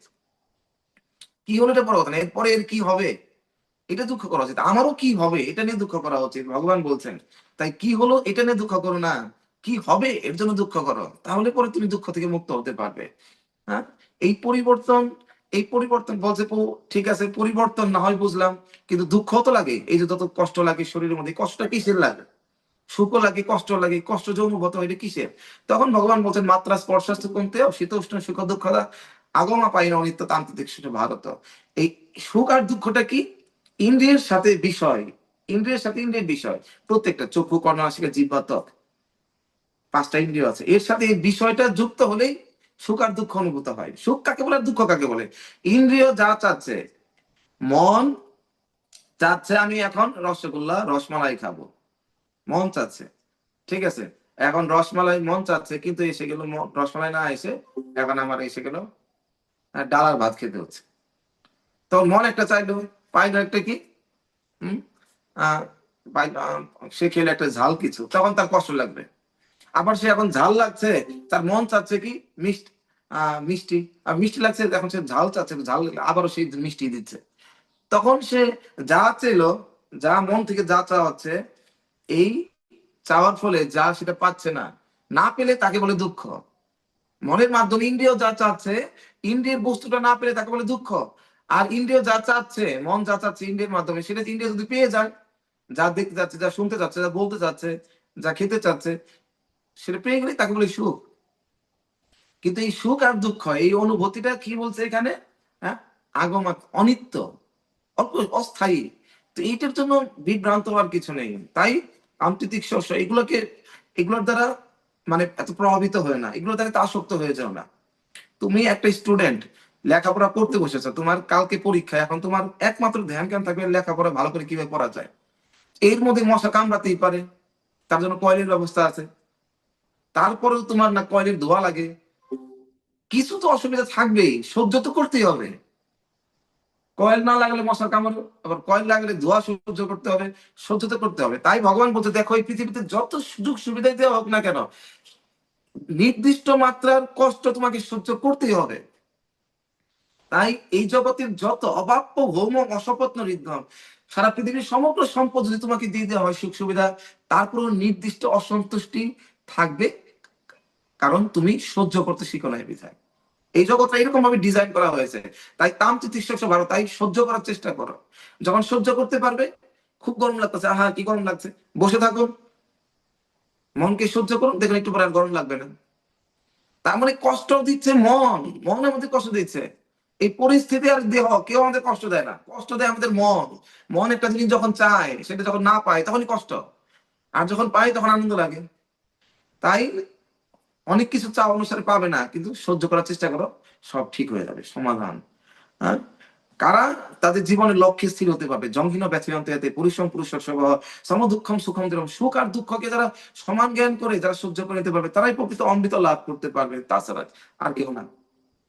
তাই ভগবান বলছেন, না সত্য বিদ্যত ভাব না ভাব বিদ্যতে সত উভয়রূপী দৃষ্টানন্ত স্তনয় তত্ত্বদর্শী। তাই জড়বস্তু, হে অর্জুন, জড়বস্তুর বিনাশ নাই, আর নিত্য বস্তু আত্মার, জড়বস্তুর অস্তিত্ব নাই, স্থায়িত্ব নাই, ধ্বংস হবেই। আর নিত্য বস্তুর কোনোদিন ধ্বংস নাই। আর এরা হচ্ছে প্রত্যেকে হচ্ছে নিত্য আত্মা। তাই তুমি কাদের জন্য শোক করছো? এরা মরে যাবে, কেউ মরবে না, সবাই। এই আত্মাটা হচ্ছে অবিনাশী। অবিনাশী তো তদ্বৃদ্ধি যেন সর্বমিদম ততম বিনাশম অব্যয়স্য নকর হিতিত কর্তুমর্হতি। এই যে আত্মাটা অবিনাশীকে বিনাশ করা যায় না। আত্মতত্ত্ব ভগবান দান করছেন, আত্মার সম্বন্ধে জ্ঞান দিচ্ছেন। হ্যাঁ, বিনাশম অব্যয়স্য নকশিত কর্তুমর্হতি, এটাকে বিনাশ করা সম্ভব না। এবং অন্তবন্তমে দেহা, এই আত্মা কি অনাসীন অপ্রমেয়স্য, এই আত্মা হচ্ছে অবিনাশী। আত্মার গুণ সম্বন্ধে ভগবান বর্ণনা করছে, আত্মার সম্বন্ধে ধারণা নেই, তার জন্য ভগবান এখন বলে যাচ্ছেন অবিনাশী অপরিমেয়, এটা শাশ্বত, হ্যাঁ, বিনাশ রহিত। কিন্তু দেহটা হচ্ছে বিনাশশীল। এবং যারা ভাবে জয়রাম ব্যক্তি হন্তারাম যশ্চৈনম মন্যতে হতম, যারা ভাবে যে আত্মা কাউকে হত্যা করে বা আত্মার হত্যা হয়, দুইজনেই ভুল জানে।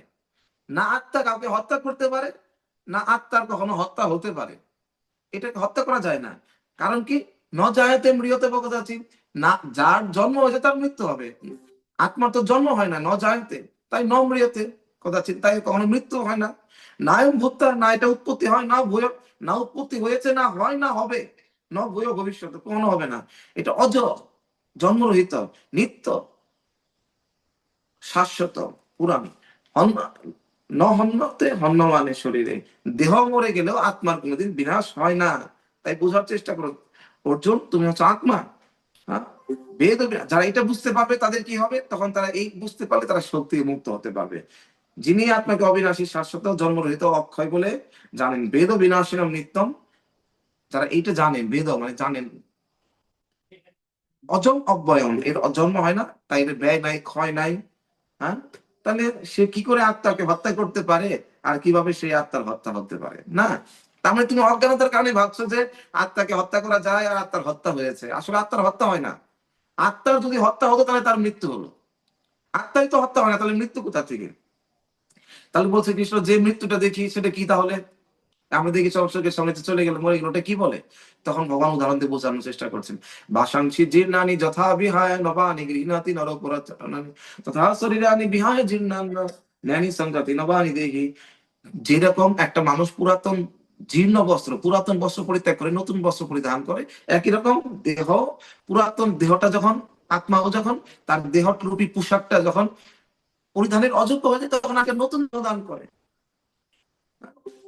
এখানে ওই দেহের কিছু হয়, কিন্তু বস্ত্র ছিঁড়ে গেলে তো আমরা কান্না করি না।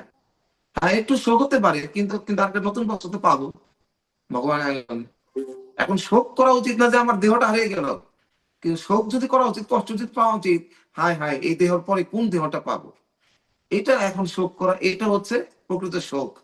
এটা হচ্ছে প্রকৃত অনুতাপ, যা আমাদের পারমার্থিক দিকে ধাবিত করবে, ঊর্ধ্বলোকে ধাবিত করবে। আর তাছাড়া এই দেহের জন্য, অনিত্য অস্থায়ী বস্তুর জন্য শোক করে লাভ নাই। এটা এমনি বিনাশ হবে। নিত্য বস্তুর জন্য শোক করা উচিত। আত্মার জন্য, আত্মার কি গতি হবে, আমার কি গতি হবে, এটার জন্য শোক করা উচিত। এর কি করতে হবে এর জন্য? প্রকৃতপক্ষে নৈনম ছিন্দন্তি শস্ত্রাণি, এই আত্মাকে অস্ত্রের দ্বারা কাটা যায় না। নৈনম দহতি পাবক, একে বায়ুতে শুকানো যায় না, আগুনের দ্বারা পোড়ানো যায় না। নচৈনম ক্লেদয়ন্ত পুনঃ মারুত, একে কি করা যায় না, জলে ভেজানো যায় না, বায়ুতে শুকানো যায় না, আগুনে পোড়ানো যায় না। এত সূক্ষ্ম, চিন্তা করুন। অস্ত্র এবং কোনো অস্ত্র নাই কাটা যায়, আগুনেও পুড়ে না, তার মানে কত সূক্ষ্ম এটা। বলছে অচ্ছেদ অদাহয়ম, এটাকে এটাকে কি করা যায় না, অচ্ছেদ, এটাকে ছেদ করা যায় না। অদাহ, এটা পুরানো যায় না। অক্লেদ, ভেজানো, অশস্য, এটাকে কি করা যায় না, শুকানো যায় না। আত্মা কি নিত্য সর্বগত স্থান অচল এবং সনাতন। এই আত্মা হচ্ছে চিরস্থায়ী, চিরস্থায়ী এবং সর্বব্যাপ্ত, সব সারা শরীর ব্যক্ত হয়ে এবং অপরিবর্তনশীল। এটাকে কি হচ্ছে না, নির্বিকার, অব্যক্তয়ম। এখন এই আত্মাটা হচ্ছে অপ্রকাশিত, না এই আত্মাকে দেখা যায়, শুধু আত্মার গুণগুলো শুনুন, সব বুঝতে পরে ছিল প্রবাদ তাৎপর্য পরে বোঝার চেষ্টা করবেন। এটা অব্যক্ত, অচিন্ত, এটাকে চিন্তা করা যায় না। সাইজ কি, দেখতে কেমন, এগুলো চিন্তা করতে পারবেন না। অচিন্ত, অবিকারী, অবিকারী মানে অবিকার্য, কোনো বিকৃত হয় না। দেহের বিকার ঘটে, 6 প্রকারের বিকার পরিবর্তন হয়, কিন্তু আত্মার কোনো বিকার হয় না। হ্যাঁ, একটা মানুষ দেখুন দেহের পরিবর্তন হয়। সায়েন্টিস্ট এরকম অনুমান করে নিয়েছে যে 7 বছর পর পর, প্রতি 7 বছর পর পর কি হয়, একটা দেহ পূর্ণরূপে, প্রতি মুহূর্তে এই দেহটা তৈরি হয়েছে কোষ দিয়ে, প্রতি মুহূর্তে কোষগুলো মরে যাচ্ছে। কোটি কোটি কোষ প্রতিদিন মরে যাচ্ছে আমার দেহ থেকে। একটা দেহের যে দেহটা নিয়ে এসেছিলাম সেই দেহটা পূর্ণরূপে পরিবর্তন হতে লাগে 7 বছর। 7 বছর পরে আমি টোটালি কমপ্লিটলি নতুন একটা দেহের ভিতরে ঢুকে যাই। কিন্তু তারপরে তো 7 বছর কেন, 15 বছর, 50 বছর পরে হ্যাপি বার্থডে সেই একই বলা হয়, একই নাম বলা হয়, একই ব্যক্তিকে বলা হয়। একটা মানুষ যখন মরে গেল, মরে যাওয়ার পরে একটা ক্রিমিনাল ক্রাইম করে পালিয়ে গেছে, 7 বছর পরে ধরা পড়েছে। এখন ক্রিমিনাল যদি বলে, আরে 7 বছর পরে তো আমি করি নাই, এটা অন্যজন অন্য দেহে করা হয়েছিল, এটা তো নতুন, 7 বছর পরে দেহ তো পরিবর্তন হয়ে গেছে, তাহলে আমায় কেন শাস্তি দিবেন? এই কথা বললে কি মানবে না?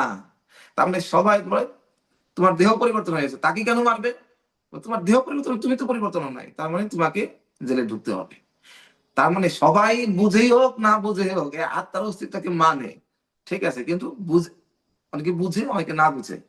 হ্যাঁ, তো সেই জন্য ভগবান এখন আরো যুক্তি দিচ্ছেন, অথচ নিত্য জাতম নিত্যম বা মন্নতি। আর যদি অর্জুন তুমি মনে করো আত্মার বারবার জন্ম হয় মৃত্যু হয়, তাহলেও তো শোক করার কিছু নেই।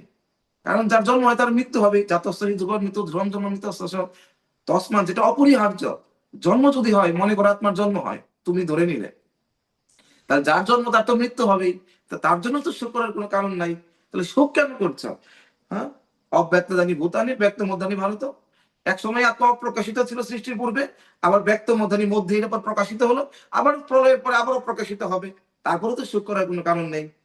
হ্যাঁ, তো এই যে এতগুলো কথা বলার পরে তো বলছে আশ্চর্য, এটা শোনার পরে আর মাথায় ধরছে না, কি কার কথা বলছে এটা কৃষ্ণ? শুনে তো আমার মাথায় কিছু ধরছে না। যে না ধরে তাহলে কিছুটা বুঝতে পেরেছেন, আর যে কিছু ধরে তার মানে কিছু বুঝতে পারেননি। ঠিক আছে, এখন ভগবান বলছেন আশ্চর্য পশ্চাৎ কষ্টিত নাম আশ্চর্য। এই আত্মা সম্বন্ধে, হ্যাঁ, সবাই আশ্চর্য রূপে দর্শন করেন, আশ্চর্য রূপে বর্ণনা করেন। এটা বর্ণনা করতে আশ্চর্যপূর্ণ, এটা বর্ণনা করে বোঝা যায় না। ঠিক আছে, আর এটা কেউ শুনেও বুঝতে পারে না, কেউ কল্পনার শক্তি দ্বারা বুঝতে পারে না আত্মাটা এরকম অদ্ভুত। শ্রুতবাপী নয়নম বেদ, এটা শ্রবণ করে বোঝা যায় না, এটা এত অদ্ভুত। ঠিক আছে, তো সেই জন্য প্রকৃতপক্ষে দেহি নিত্য বদ্ধ দেহি সর্বস্ব ভারত। প্রকৃত দেহের মৃত্যু হয় না, দেহের মৃত্যু হয়। হ্যাঁ, তাই তোমার এতে শোক করার কোনো কারণ নেই। এইভাবে করে তাহলে অর্জুন যে এতক্ষণ প্রথম যুক্তি দেখালেন যে আমি কেন একে মারবো, এই যে প্রথমটা তার দয়া, আসলে তিনি দয়া করছিলেন দেহের উপরে, ভগবান এটা বুঝিয়ে দিলেন। শোক করার তোমার এটা নিরর্থক, আত্মার উপর দয়া করো, প্রথম যুক্তি ভগবান খণ্ডন করলেন।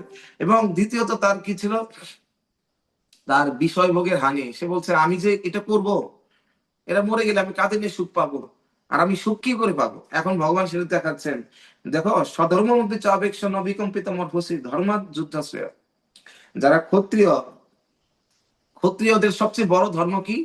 ধর্মাৎ হি যুদ্ধাশ্রয়। ধর্মের থেকেও তাদের বড় কাজ হচ্ছে যুদ্ধ করা, যুদ্ধটাই তাদের জন্য বড় ধর্ম। শত একটি ক্ষত্রিয় যাদেরকে ক্ষত থেকে রক্ষা করবে, তার প্রজাদেরকে, নিরীহ প্রজাদেরকে ধর্ম রক্ষার জন্য, ধর্মকে প্রতিষ্ঠার জন্য যুদ্ধই হচ্ছে পরম ধর্ম। ধর্ম রক্ষিত, ধর্ম রক্ষতি রক্ষিত, ধর্মকে রক্ষা করাই পরম ধর্ম। তুমি তার জন্য করছো, আর তা যদি না করো, তুমি ভাবছো এই যুদ্ধ করলে তোমার পাপ হবে না। তুমি যদি না করো, ক্ষত্রিয় ন বিদ্যতে, এই ধর্ম যুদ্ধ ছাড়া ক্ষত্রিয় আর কোনো ধর্মই নাই। এই যুদ্ধই হচ্ছে তার পরম ধর্ম। ধর্মের জন্য এর থেকে বড় কোনো ধর্ম হতে পারে না। আর তুমি যদি তা না করো, হ্যাঁ, যদৃচ্ছয়া চ উপপন্নম স্বর্গতরম, এই যে যুদ্ধ, যেটা না চাইতো এরকম ধর্মযুদ্ধ যার যে ক্ষতির ভাগ্যে আসে, এই যুদ্ধ করার মাধ্যমে তার স্বর্গের দ্বার খুলে যায়। ভগবান এখন অর্জুনকে কর্মকাণ্ডের কথা বলবেন, মানে সকাম কর্মের কথা বলবেন। অর্জুন কারণ অর্জুন মোহাচ্ছন্ন হয়ে গেছে। এখন কিসে লাভ হবে, কিসে ক্ষতি? এখন সকাম কর্মের কথা বলছেন, এটা করো এই ফল পাবে, এটা করো এই ফল পাবে।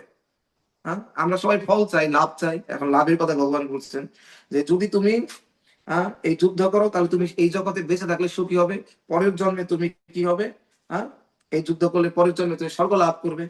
আর যদি অথচিত্ত ইমং ধর্মম সঙ্গমম ন করিষ্যসি, যদি এই যুদ্ধ লাভ করার পরেও যদি তুমি যুদ্ধ না করো, তো এই জগতে বেঁচে থাকলেও তোমার কীর্তি নাশ হয়ে যাবে, এটা মৃত্যুর তুল্য। মরণা প্রতির উচ্চত, এটা মরণ তুল্য। আর যদি মরেও যাও, সবাই তোমার, আর তোমাকে নরকে যেতে হবে, পাপম এবং অভাবশোষী, তোমার পাপ হবে, পাপের জন্য তোমার নরকে যেতে হবে। তুমি এতক্ষণ ভাবছো যুদ্ধ না করলে পরম ধর্ম হবে, যুদ্ধ ত্যাগ করলেই তোমার পাপ হবে, অপযশ হবে। তুমি মনে মনে ভাবছো আমি উদারতা দেখাচ্ছি, সারা জগৎ আমার প্রশংসা করবে, না, সবাই তোমাকে কি বলবে, অকীর্তিন চ অপি ভূতানি, সারা জগতে তোমার মনে মনে প্রশংসা হচ্ছে। আমি যদি এই যুদ্ধ ত্যাগ করি, সবাই বলবে অর্জুন কি বীর, কি কি মহান ত্যাগী। কেউ বলবে না এটা, সারা জগতে তোমার মহানুভবতা দেখবে না, সবাই দেখবে কি, অকীর্তিন চ আমি ভূতানি, তোমার হৃদয়ে যে প্রতিষ্ঠা যাচ্ছে সেটা হবে না, তোমার অকীর্তি সারা জগতে বোঝাবে। সবাই বলবে, হ্যাঁ, সবাই কি বলবে, যে তোমার মর্যাদা নিয়ে যারাও তোমার প্রশংসা করতো তারাও তোমার নিন্দা করবে। হ্যাঁ, এবং কি শুধু না, তারা বলবে ভয়াত্রণা তুপরতম মন শুনতে তপা মহানতা, সবাই ভয় বলবে, এই এই হচ্ছে ভয় পেয়ে কাপুরুষ, নির্লজ্জ কাপুরুষ ভয় পেয়ে এই রণক্ষেত্র ত্যাগ করেছে। তো এর থেকে বড় দুঃখের আর কি হতে পারে অর্জুন? তুমি যে যুক্তিতে দেখো, তোমার যুদ্ধ অবশ্যই করা উচিত। হ্যাঁ, তো আরো অবাচ্য বাদাংশ বহু প্রতিশ্রুতি, অনেকেই তোমার নিন্দা করবে সামর্থ্য নিয়ে। তাই কৃষ্ণ বোঝাচ্ছে, তুমি যে কোনো যুক্তিতে দেখো, এই জড়জাগতিক লাভ ক্ষতির চিন্তা করলেও তোমাকে যুদ্ধ করা উচিত। কারণ হতবা প্রাপ্যসি স্বর্গম, যদি তুমি মরে যাও তাহলে স্বর্গ প্রাপ্ত হবে, আর যদি নিহত হয়ে যাও তাহলে কি, তোমাকে, তুমি সরি হত হয়ে গেলে স্বর্গপ্রাপ্ত, আর যদি জিততে যাও, জিতবা, তাহলে এই সারা জগৎ ভোগ করবে। যুদ্ধই তোমার করা লাভ, যুদ্ধ ত্যাগ করলে তোমার কোনো লাভ নাই, না ধর্ম রক্ষা হবে, না তোমার পুণ্য হবে, না যশ লাভ হবে, না এই জগতে না ওই জগতে, যুদ্ধ করে তোমার জন্য শ্রেয়। কিন্তু এখন ভগবান বোঝাচ্ছেন, দেখো এখন এই লাভ ক্ষতির কথা চিন্তা করে লাভ কি? এই লাভ ক্ষতির কথা চিন্তা করাটা হচ্ছে অনিত্য। হ্যাঁ, বরঞ্চ এই লাভ ক্ষতির ঊর্ধ্বে ওঠার চেষ্টা করো। এই জাগতিক লাভ হলে আবার তোমাকে দেহ ধারণ করতে হবে, আবার তুমি এই জগতের প্রতি আকৃষ্ট হয়ে যাবে, যার জন্য আবার তোমায় কষ্ট পেতে হবে। তাই সুখে দুঃখে সমকিতা লাভালাভ জয় জয়, তাই সুখ আর দুঃখকে সমান জ্ঞান করে লাভ আর অলাভের কথা চিন্তা না করে শুধু যুদ্ধ করার জন্য যুদ্ধ করো। হ্যাঁ, এখন ভগবান অর্জুনকে নিষ্কাম কর্মের কথা বলছেন। প্রকৃত আসলে প্রথমে যখন এই জাগতিক পর্যায়ে কাউকে আনার জন্য আমরা কি করতে হয়, না শুধু একবার হরিনাম করেন এই হবে ওই ফল হবে, এই যজ্ঞ করেন এই করেন সেই করেন, কিন্তু পরে গিয়ে আমরা দেখতে পারবো যে আসলে এইগুলো আসলে কিছু না। আসল কথাটা হচ্ছে আমাদেরকে এইটা করলে এই ফল হবে, এইটা করলে এই ফল প্রাপ্ত হবেন, কিন্তু আসলে জীবনের লক্ষ্য, ভক্তি করার লক্ষ্য হলো যাতে আর কোনো ফলই প্রাপ্ত না হতে হয়। হ্যাঁ, ধ্রুব মহারাজ বলেছেন না, কি বর চাও? প্রভু, আমি বর চাইতে গিয়ে আমি অনেক দিব্যরত্ন পেয়ে গেছি, যদি বর দিতে হয় এই বর দিন, আমি এটাই চাই, আমি যাতে আপনার কাছে আপনি কিছু না চাই। এটাই হচ্ছে ভক্তি জীবনের চরম প্রাপ্তি। এটাই যদি যেদিন এই স্তরটা আমাদের আসবে, কৃষ্ণ আর কিছু চাই না, স্বামীর কৃতার্থ অস্মি বরং না যাচ্ছে, হে না আমি কৃতিত্ব হয়ে গেলাম, আর কিছু চাই না। এই নিষ্কাম কর্মের যোগটা হচ্ছে, এই কাম জগতে আমাদের দুঃখ পাই এই কামনার কারণে, এই চাওয়ার কারণে। এই জগতে না কোনো ব্যক্তি আমাকে দুঃখ দিতে পারবে, না কোনো পরিস্থিতি, না কোনো স্থান। এই আমরা যা ভাবি, এই লোকটা আমাকে দুঃখ দিল, এই পরিস্থিতি আমার জন্য দুঃখের কারণ হলো, এই স্থানটা আমার জন্য খারাপ, এই খাবারটা খারাপ, আমরা সব বাইরের বিষয়গুলো বিচার করি আমার দুঃখের কারণ। একটাও আমার দুঃখের কারণ, একটাও আমার দুঃখের কারণ। আমার প্রকৃত দুঃখের কারণ কি? আমার দুঃখের প্রকৃত কারণ হচ্ছে আমার মন থেকে এই যে চাওয়া বাসনা, সকাম, এই কাম, এই চাওয়া বাসনাটাই হচ্ছে, আসক্তিটাই হচ্ছে আমার দুঃখের কারণ। ভগবান আসক্তি থেকে মুক্ত হওয়ার জন্য অর্জুনকে বলছেন। হ্যাঁ, তো এর জন্য রবীন্দ্রনাথ ঠাকুর শেক্সপিয়ার একটা কথা বলেছেন, যে the mind is a thing of its own in itself can make you experience heaven into hell and hell in heaven. মন হচ্ছে এমন একটা জিনিস, তোমাকে, এই মনই তোমাকে, মন যদি নিয়ন্ত্রিত থাকে, তোমাকে নরকের মধ্যেও তোমাকে স্বর্গের সুখ প্রদান করতে পারবে, আর হেল ইনটু হেভেন, আর স্বর্গেও থাকলে এই মনই তোমাকে নরকের যন্ত্রণা ভোগ করাবে। তাই মন তোমাকে জগতে কষ্ট আসে মন থেকে, না দেহ, না কোনো পরিস্থিতি, না কেউ কোনো ব্যক্তি তোমায় কষ্ট দেয়।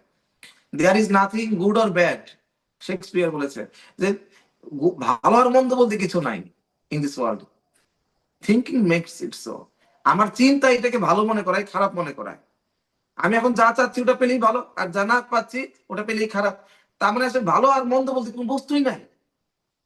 আমার চিন্তায় আমাকে ভালো বোঝায়, চিন্তায় আমাকে, তার মানে আমার চিন্তা কাকে ভালো বোঝায়, যেটাকে চাই। চাওয়ার কারণে এই বিভ্রান্তি আছে, এই ভালো এই মন্দ, এই ভালো আর মন্দ, তার থেকেই শুরু হয়ে যায় যত জগতের প্রতি আসক্তি আর বিরতি। কারোর প্রতি আসক্তি, যে আমার চাওয়া অনুসারে দিল সে আমার মিত্র, তার সাথে আসক্তি বন্ধুত্ব স্থাপন করি। আর যে আমাকে সেটা দিল না সে আমার হচ্ছে শত্রু, তার সাথে যুদ্ধ করো। এই যে আসক্তি আর বিরক্তির মধ্যে খেলায় খেলতে খেলতে জীবনের যে মূল লক্ষ্য সেখান থেকে আমরা বিচ্যুত হয়ে যায়। তাই অর্জুন এগুলা কোনো কিছুর প্রতি আসক্ত হো না, বিরক্ত হো না, মূল লক্ষ্যে স্থির থাকো। সমকৃত্য দুইটার মধ্যে সম থাকে, তাহলে তুমি জীবনের লক্ষ্যে, জীবনের পরম বস্তু প্রাপ্ত হতে পারবে। এর সাথে অভিহিত সাংখ্যে, এখন তোমাকে আমি সাংখ্য যুগের মাধ্যমে বোঝালাম, এতক্ষণ বললাম, এখন তোমাকে আমি কি তোমাকে নিষ্কাম কর্মযুগের কথা, বুদ্ধি যুগের কথা বর্ণনা করছি। এই বুদ্ধি যুগটা কেমন? এই বুদ্ধি যুগটা হচ্ছে এরকম চমৎকার যে নেহাবিক্রম নশ্বস্তি প্রত্যবায়ন অবিদ্যতে সর্বমপ্রিয় ধর্মসতায়ত মহতবায়। দেখো সাংখ্য যুগ, এখানে অনুশীলন করতে করতে করতে করতে করতে করতে তুমি চরমে গিয়ে যদি একটু যদি অপূর্ণ থাকে, তাহলে তোমাকে এই জগতে আবার অপূর্ণ হয়ে যাবে, অন্তিমে ফল পাবে। কিন্তু এই যে বুদ্ধিযোগ ভক্তি যদি স্বল্প মাত্রায় কেউ করে, তাহলে সে এর ফল লাভ করতে পারবে। স্বল্প মাত্রায় যদি কেউ করে, একজন পিএইচডি করতে গেল, সবকিছু করলো, যেদিন থিসিস পেপার জমা দেবে সেদিন অসুস্থ, তাহলে করে কি? সেটা পাবে না।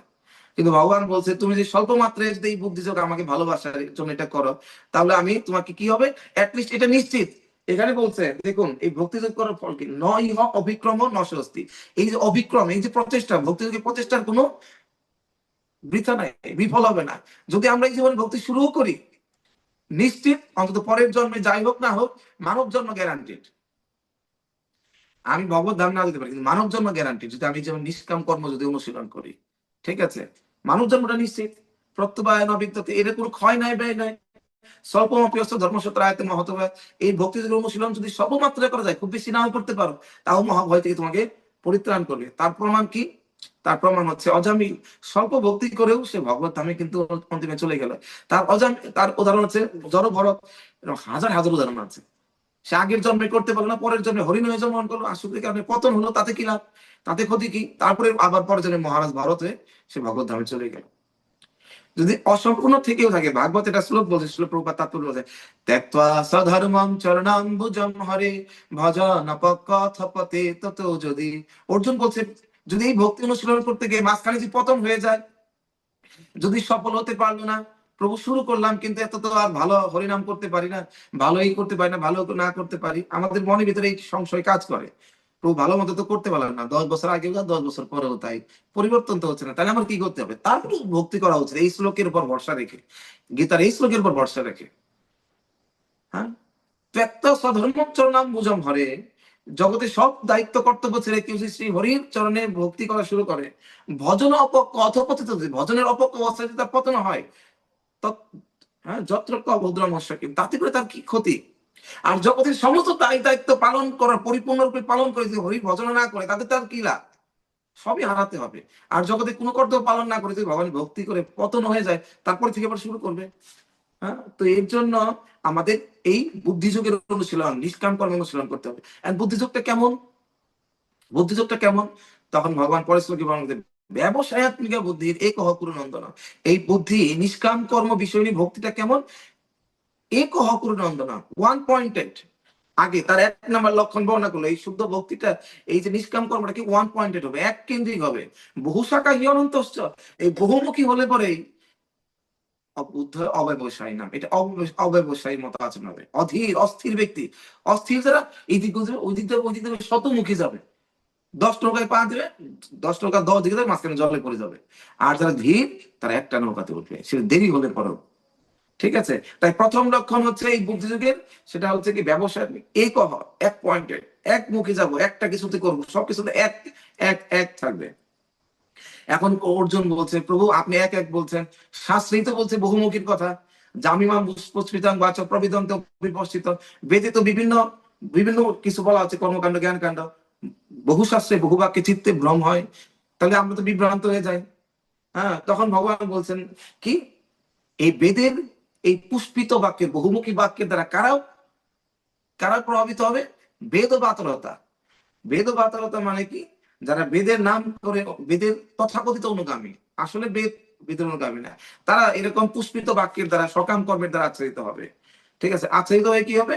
কামাত মনস্বর্গ করার জন্য কর্মফল প্রদান, তারা এই কামনা বাসনার দ্বারা আকৃষ্ট হয়ে কি হবে? ইন্দ্রিয় শোক ও ঐশ্বর্যের প্রতি আকৃষ্ট হবে। হ্যাঁ, বেদের বাক্যের দ্বারা এই যদি আবার সে আকৃষ্ট হয়, এই ভোগের মাধ্যমে ভোগের বাসনা আরো বাড়ে। ইন্দ্রিয়, এই যে আমাদের পাঁচটা ইন্দ্রিয়, এই ইন্দ্রিয় হচ্ছে সবচেয়ে বড় আমাদের সাথে চিটার। আমাদের সবচেয়ে বড় আমাদের চিট করবে এই ইন্দ্রিয় আমাদের সাথে। কারণ ইন্দ্রিয় হচ্ছে আনস্যাটিয়েবল, ইন্দ্রিয় হচ্ছে চির অতৃপ্ত, একে যতই দিবেন ততই লাগবে। একটা বাচ্চা শিশু যদি মেলায় গিয়ে খেলা লাগবে, বাবা এটা দাও, দিলেন, বলবো ওইটা দাও, একটা পেয়ে গেছে, এখন আরো দুইটা পাবে, আরো পাঁচটা, বাবা বিরক্ত হয়ে বলবে তোর দিব না, তুই কান্না করতে চাস কান্না করতে চাস। একই রকম ভাবে ইন্দ্রিয় একটার পর একটা ডিমান্ড করবে, একটা পেলে তারপর একটা চাওয়ার প্রতি আকর্ষণ আরো বেড়ে যাবে। আগুনের মধ্যে ঘি ঢাললে করে আগুন থামে না, আগুন সেটা আরো বাড়বে। একইভাবে ইন্দ্রিয়ের মধ্যে যত ঢালবো ইন্দ্রিয়ের চাওয়া তত বাড়বে, তত বাড়বে, আর তত এই জগতে আসক্তি তত বাড়বে, এই জগতে ততদিন থাকতে হবে। তাই ইন্দ্রিয়ের চাওয়ার দিকে না দিয়ে তাকে আমাদেরকে এটাকে নিষ্কাম কর্মে তাকে না দিলে পরেই বাসনা দূরে চলে যাবে। সেই জন্য যদি একবার এগুলোর প্রতি আসক্ত হয়ে যায়, ভোগ ঐশ্বর্য আসক্ত প্রসক্ত নাম তয়া পরিত চেতসাম, এই ভোগ আর ঐশ্বর্যের প্রতি একবার আসক্তি এসে যায় জীবের, তাহলে কি হবে? তার চেতনা অপরিত হয়ে যাবে, তার এই বুদ্ধি, এই যে বুদ্ধি যোগ ভক্তি করে ভগবানের কাছে ফিরে যাওয়া, এই বুদ্ধি হরণ হয়ে যাবে। তখন কি হবে না, ব্যবসায়িক বুদ্ধি একমাত্র ভক্তি যোগ, একমাত্র হরিনাম, একমাত্র গুরু কৃষ্ণের আজ্ঞা, একমাত্র প্রচার, এই একমাত্র বুদ্ধিটা থাকবে না। তখন বিভিন্ন মুখী বুদ্ধি হয়ে সেই সমাধান বিধি হতে সে আর স্থির হতে পারবে না। হ্যাঁ, সেই জন্য অর্জুনকে বলছে, অর্জুন বেদে তো বিভিন্ন কথা বলা হয়েছে, তাহলে এখন বেদটাই রাখো। ত্রৈগুণ্য তৎ বিষয় বেদা নিস্ত্রৈগুণ্য ভবার জন্য, বেদের ত্রিগুণ সম্বন্ধে বলা হয়েছে। যদি এখন নিস্ত্রৈগুণ, তুমি আমি চাই তুমি ত্রিগুণের অতীত হও, তাই তুমি বেদ পড়ে তুমি ত্রিগুণের অতীত হতে পারবে না। এই এই নিষ্কাম যুগের অনুশীলন করো, তাতে তুমি হতে পারবে। তার মানে বেদ পড়ার কথা এখানে ভগবান বলছেন, নিরুৎসাহিত করছেন। ঠিক যেরকম জাবান অর্থে উদপানে সর্বত সম্প্রত থেকে তাবান সর্বেশী বেদেশী ব্রহ্মণ, ঠিক যেরকম বড় বৃহৎ জলাশয়ে গেলে ক্ষুদ্র জলাশয়ের পরিবর্তন প্রয়োজন গুলো এমনিতেই মিটে যায়, বড় কোনো জলাশয়ের মধ্যে গেলে, নদীতে গেলে পুকুরের প্রয়োজনটা এমনি মিটে যায়। একই রকম ভাবে যদি আমরা ভগবানের ভক্তি মুক্ত সেবাতে যুক্ত হই, আমাদের সমস্ত এই জগতের হ্যাংকারিং, এই যে লালসা বাসনা অতৃপ্ততা সমস্ত কিছু এমনি দূর হয়ে যাবে। ভগবান নিশ্চিত করছেন, প্রভু আপনি যে আমাকে সবকিছু বাদ দিতে বলছেন, আমি কি ঠকে যাবো? বলছেন না, এটা মানে কোনো কিছু হারানো না, তুমি বরঞ্চ প্রকৃত তৃপ্তি লাভ করতে পারবে। ঠিক যেরকম বৃহৎ জলাশয়ে বলে ক্ষুদ্র জলাশয়ের পরিচয় মিটে যায়, একরকম এই ভগবত ভক্তিমূলক সেবার সাথে যুক্ত হলে, এই বুদ্ধিযোগের সাথে যুক্ত হলে তোমার কোনো কিছু অতৃপ্ত ঠকবে না, তুমি প্রকৃতি জয়ী হবে, প্রকৃত লাভবান তুমি হবে, ভগবান নিশ্চিত করে বলছেন। তাই অর্জুন কি করো, তাই এখন এইটা, তার মানে কি কর্মত্যাগ করবো না, কর্ম করতে হবে, কিন্তু কর্মের ফলটা নিতে যাবে না। কর্ম নিয়ে বা অধিকার আসতে মা ফল ইস্যু কদাচর, কর্মে তোমার অধিকার আছে কিন্তু কর্মের ফলে তোমার অধিকার নাই। কর্ম করবে কিন্তু ফলটাতে তোমার অধিকার নাই। হ্যাঁ, ফল যদি যখনই কর্ম, আমি যে কর্মই করি, যে কোনো এক ব্যবসা ধরি, জীবন নির্বাহ করি, যে কর্মই আমি করি না কেন, কিন্তু ফলটা যখনই ভোগ করতে যাবো তখনই আসক্তি আসবে। যখনই ফল ভোগ করবো আসক্তি, আসক্তির কারণে এই জগতের প্রতি সুখ দুঃখ, আবার এই জগতের প্রতি আর আমাকে মুক্ত হতে পারবো না, কর্মবন্ধন থেকে মুক্ত হতে পারবো না, আমি শৃঙ্খলে আবদ্ধ হয়ে যাব। তাই ভোগই হচ্ছে, এই ভোগ করার বাসনাই হচ্ছে জগতের পতনের কারণ। তাই আমি মা কর্ম ফেলো হতে, তাই কখন আমি ভোগ করি, যখন আমি মনে করি আমি কর্ম করেছি, আমি ইনকাম করেছি, আমি এর মালিক, আমি ভোগ করবো। নিজে কখনো মালিক ভেবো না, নিজেকে কর্মের কর্তা ভেবো না, তাহলেই বন্ধন ঘটবে, তখনই কিন্তু ভোগ বাসনা আরো জাগ্রত হবে। তাই কি ভাববো, আমি কি, আমি মালিক না, আমি হচ্ছি, হ্যাঁ, আমি কর্তব্যরত একজন কর্মচারী, আমি একজন চাকর, আমি একজন দাস, তখনই আর এটা ভোগ করার বাসনা জাগবে না। দাসের কাজ হচ্ছে যা কিছু, এই ফল গাছটাকে পাহারা দিতে দিয়েছে, এই ফল গাছ আমার খাওয়ার জন্য, যদি ফল খাই তাহলে শাস্তি পেতে হবে। এই ফল আমি যদি ভাবি ফল গাছের মালিক আমি, সারাক্ষণ গাছের তলায় আমি বসে থাকি, তাহলে আমি মালিক, এটা মনে করে খাওয়া শুরু করলেই বন্ধন। আর যদি মনে করে আমি হচ্ছে পাহারাদার, মালিককে ফলগুলো পাকলে মালিককে দিয়ে দেবো, তাহলে এই জগতের বন্ধন আমাকে কিছু করতে পারবে না। আর মালিককে দিলেই প্রকৃত আমি চুরি করে একটা ফল না, মালিক আমাকে অনেক ফল দিবে। ঠিক আছে? তাই সিদ্ধ যোগস্থ পুরো কর্মাণি সংগ্রাম ত্যাক্তা ধনঞ্জয় সিদ্ধা সিদ্ধ সমভূতা সমাত্তম যোগ উচ্চতে। তাই সিদ্ধি আর অসিদ্ধি, লাভ আর ক্ষতির কথা চিন্তা না করে, দুইটাকে সমান জ্ঞান করে, আমার কি পেলাম এটার কথা চিন্তা না করে আমি কি দিলাম সেটাতেই ফোকাস হওয়া উচিত। তখনই বন্ধন ঘটে, তখনই কষ্ট। যখনই ভগবানের ভক্তিমূলক কোনো কর্ম করতে যাব, তার রিটার্নে কিছু আশা করলেই সমস্যা, তখনই সুখ দুঃখ আসে, তখনই আমি আর এগোতে পারি না। ও পেলাম না, তাহলে আর করবো না। আর পাওয়ার আশা ছেড়ে যখন আমরা কর্ম করবো, তখন কেউ আমাকে থামাতে পারবে না, জগতের কোনো প্রতিকূলতাই আমাকে থামাতে পারবে না, সামনের দিকে এগিয়ে যাব। যখনই আশা থাকে রিটার্নের, এই পরিবর্তনে কিছু চাই, তখন এই জগতে আর অগ্রসর হওয়া কঠিন হয়ে যায়, ভক্তিপথ আর উন্নতি করা সম্ভব না। এই বন্ধন আমাকে আঁকড়ে ধরবে। তাই বাসনা থেকে মুক্ত হয়ে ভগবানের সেবা করা, কোনোভাবেই যা কিছু করছি এই রিটার্নে আমি কিছু চাই না। এটাই হচ্ছে এখানে মূল শিক্ষা। দূরে নহি অবরম কর্ম বুদ্ধিযুক্ত ধনঞ্জয়। হ্যাঁ, বুদ্ধিযোগের দ্বারা তাই এই নিকৃষ্ট সকাম বাসনাকে দূর করো।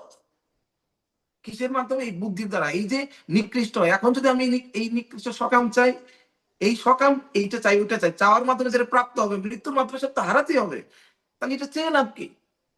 বরঞ্চ সেবার বিনিময়ে আরো বলো আমি আপনার সেবাই করতে চাই, তাহলে সে ভগবানকে পেয়ে যাবে।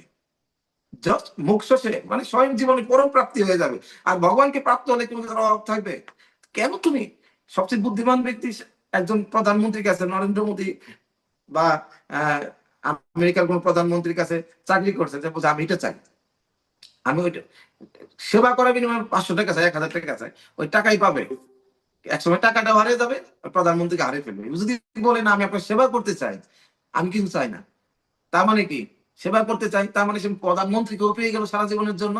আর প্রধানমন্ত্রীকে তাকে ঠকে দিবে, তাকে বেতনও তো দিবেই, ওই সেবার মধ্যে বেতনও আছে, বেতনও পাবে।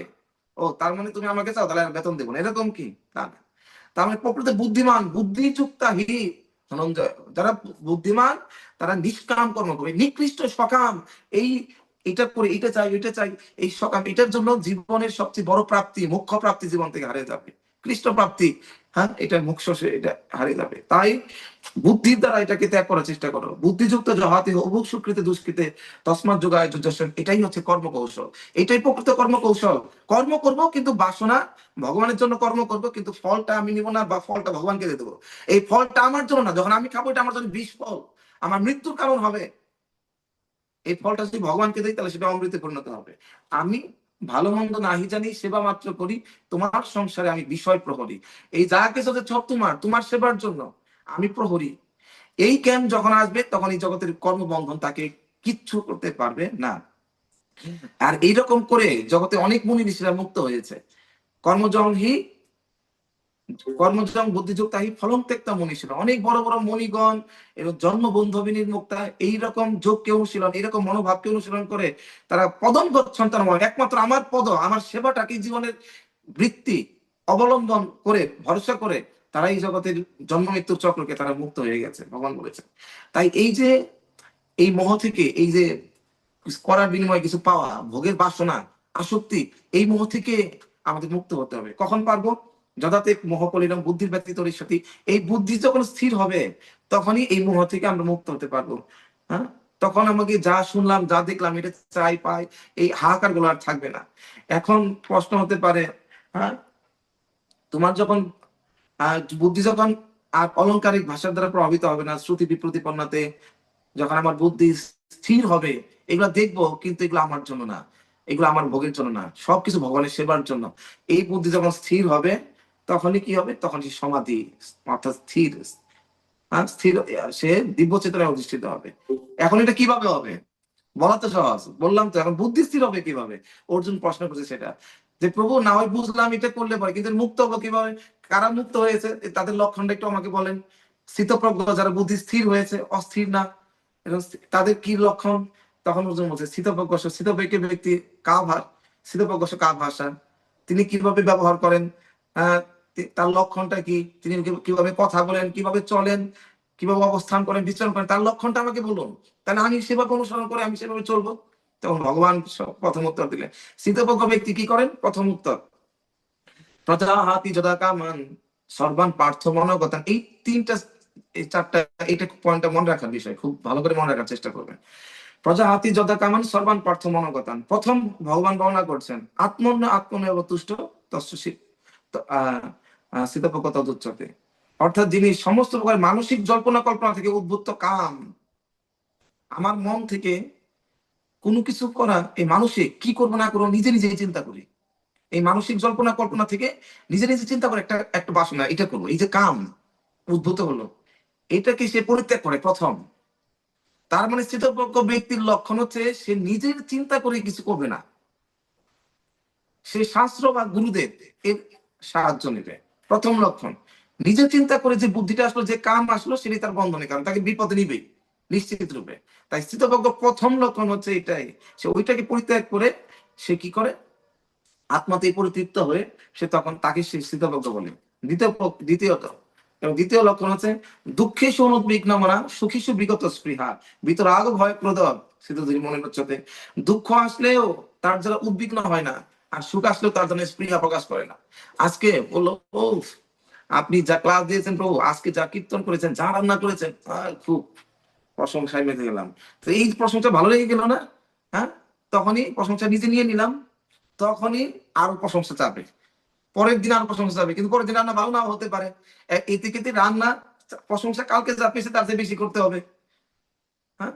আবার এদিকে পরের দিন রান্না হয়ে গেল খারাপ, তার উল্টা হয়ে গেল, তখন তো উল্টাটা পাবে না। আজকে রান্নাটা তো ভালো হয় না, আজকে কীর্তনটা তো জমলো না, আজকে পাঠটা তো ভালো হয় না, আগের ক্লাসের মতো হয় না, এই তো আশাটা বেড়ে গেছে আর প্রাপ্তিটা উল্টা হয়ে গেছে। তার মানে যে আমার বললো ভালো হয় নাই, সে আমার শত্রু হয়ে যাবে, আর তার সাথে শত্রুতা শুরু হয়ে যাবে। চোখে দেখা পারে না তো কি আলোচনা করেছে, কি গান গিয়েছে, এটা মা তো বুঝবে। এই তো এই শত্রুতা শুরু হয়ে যাবে, তখনই বন্ধন। না, তার জন্য যখনই এই সুখ আর দুঃখ যা কিছু আসছে, আমাদের কাছে প্রশংসাটা রেখে দেওয়া না, দিয়ে দেওয়া। সুখ আর দুঃখ যা কিছু যাতে নিষ্ক্রিয় হয়, আমাদের কাছে কোনো প্রশংসা রাখলে পরেই সেটা আমাদের জন্য বিপদ। যখন আমাদের কেউ প্রশংসা করে, এত সুন্দর আপনি আলোচনা করলেন, কীর্তন করলেন, এত সুন্দর রান্না হলো, সাথে সাথে সেটা আমাদের প্রশংসাটা ধরে রাখা উচিত না।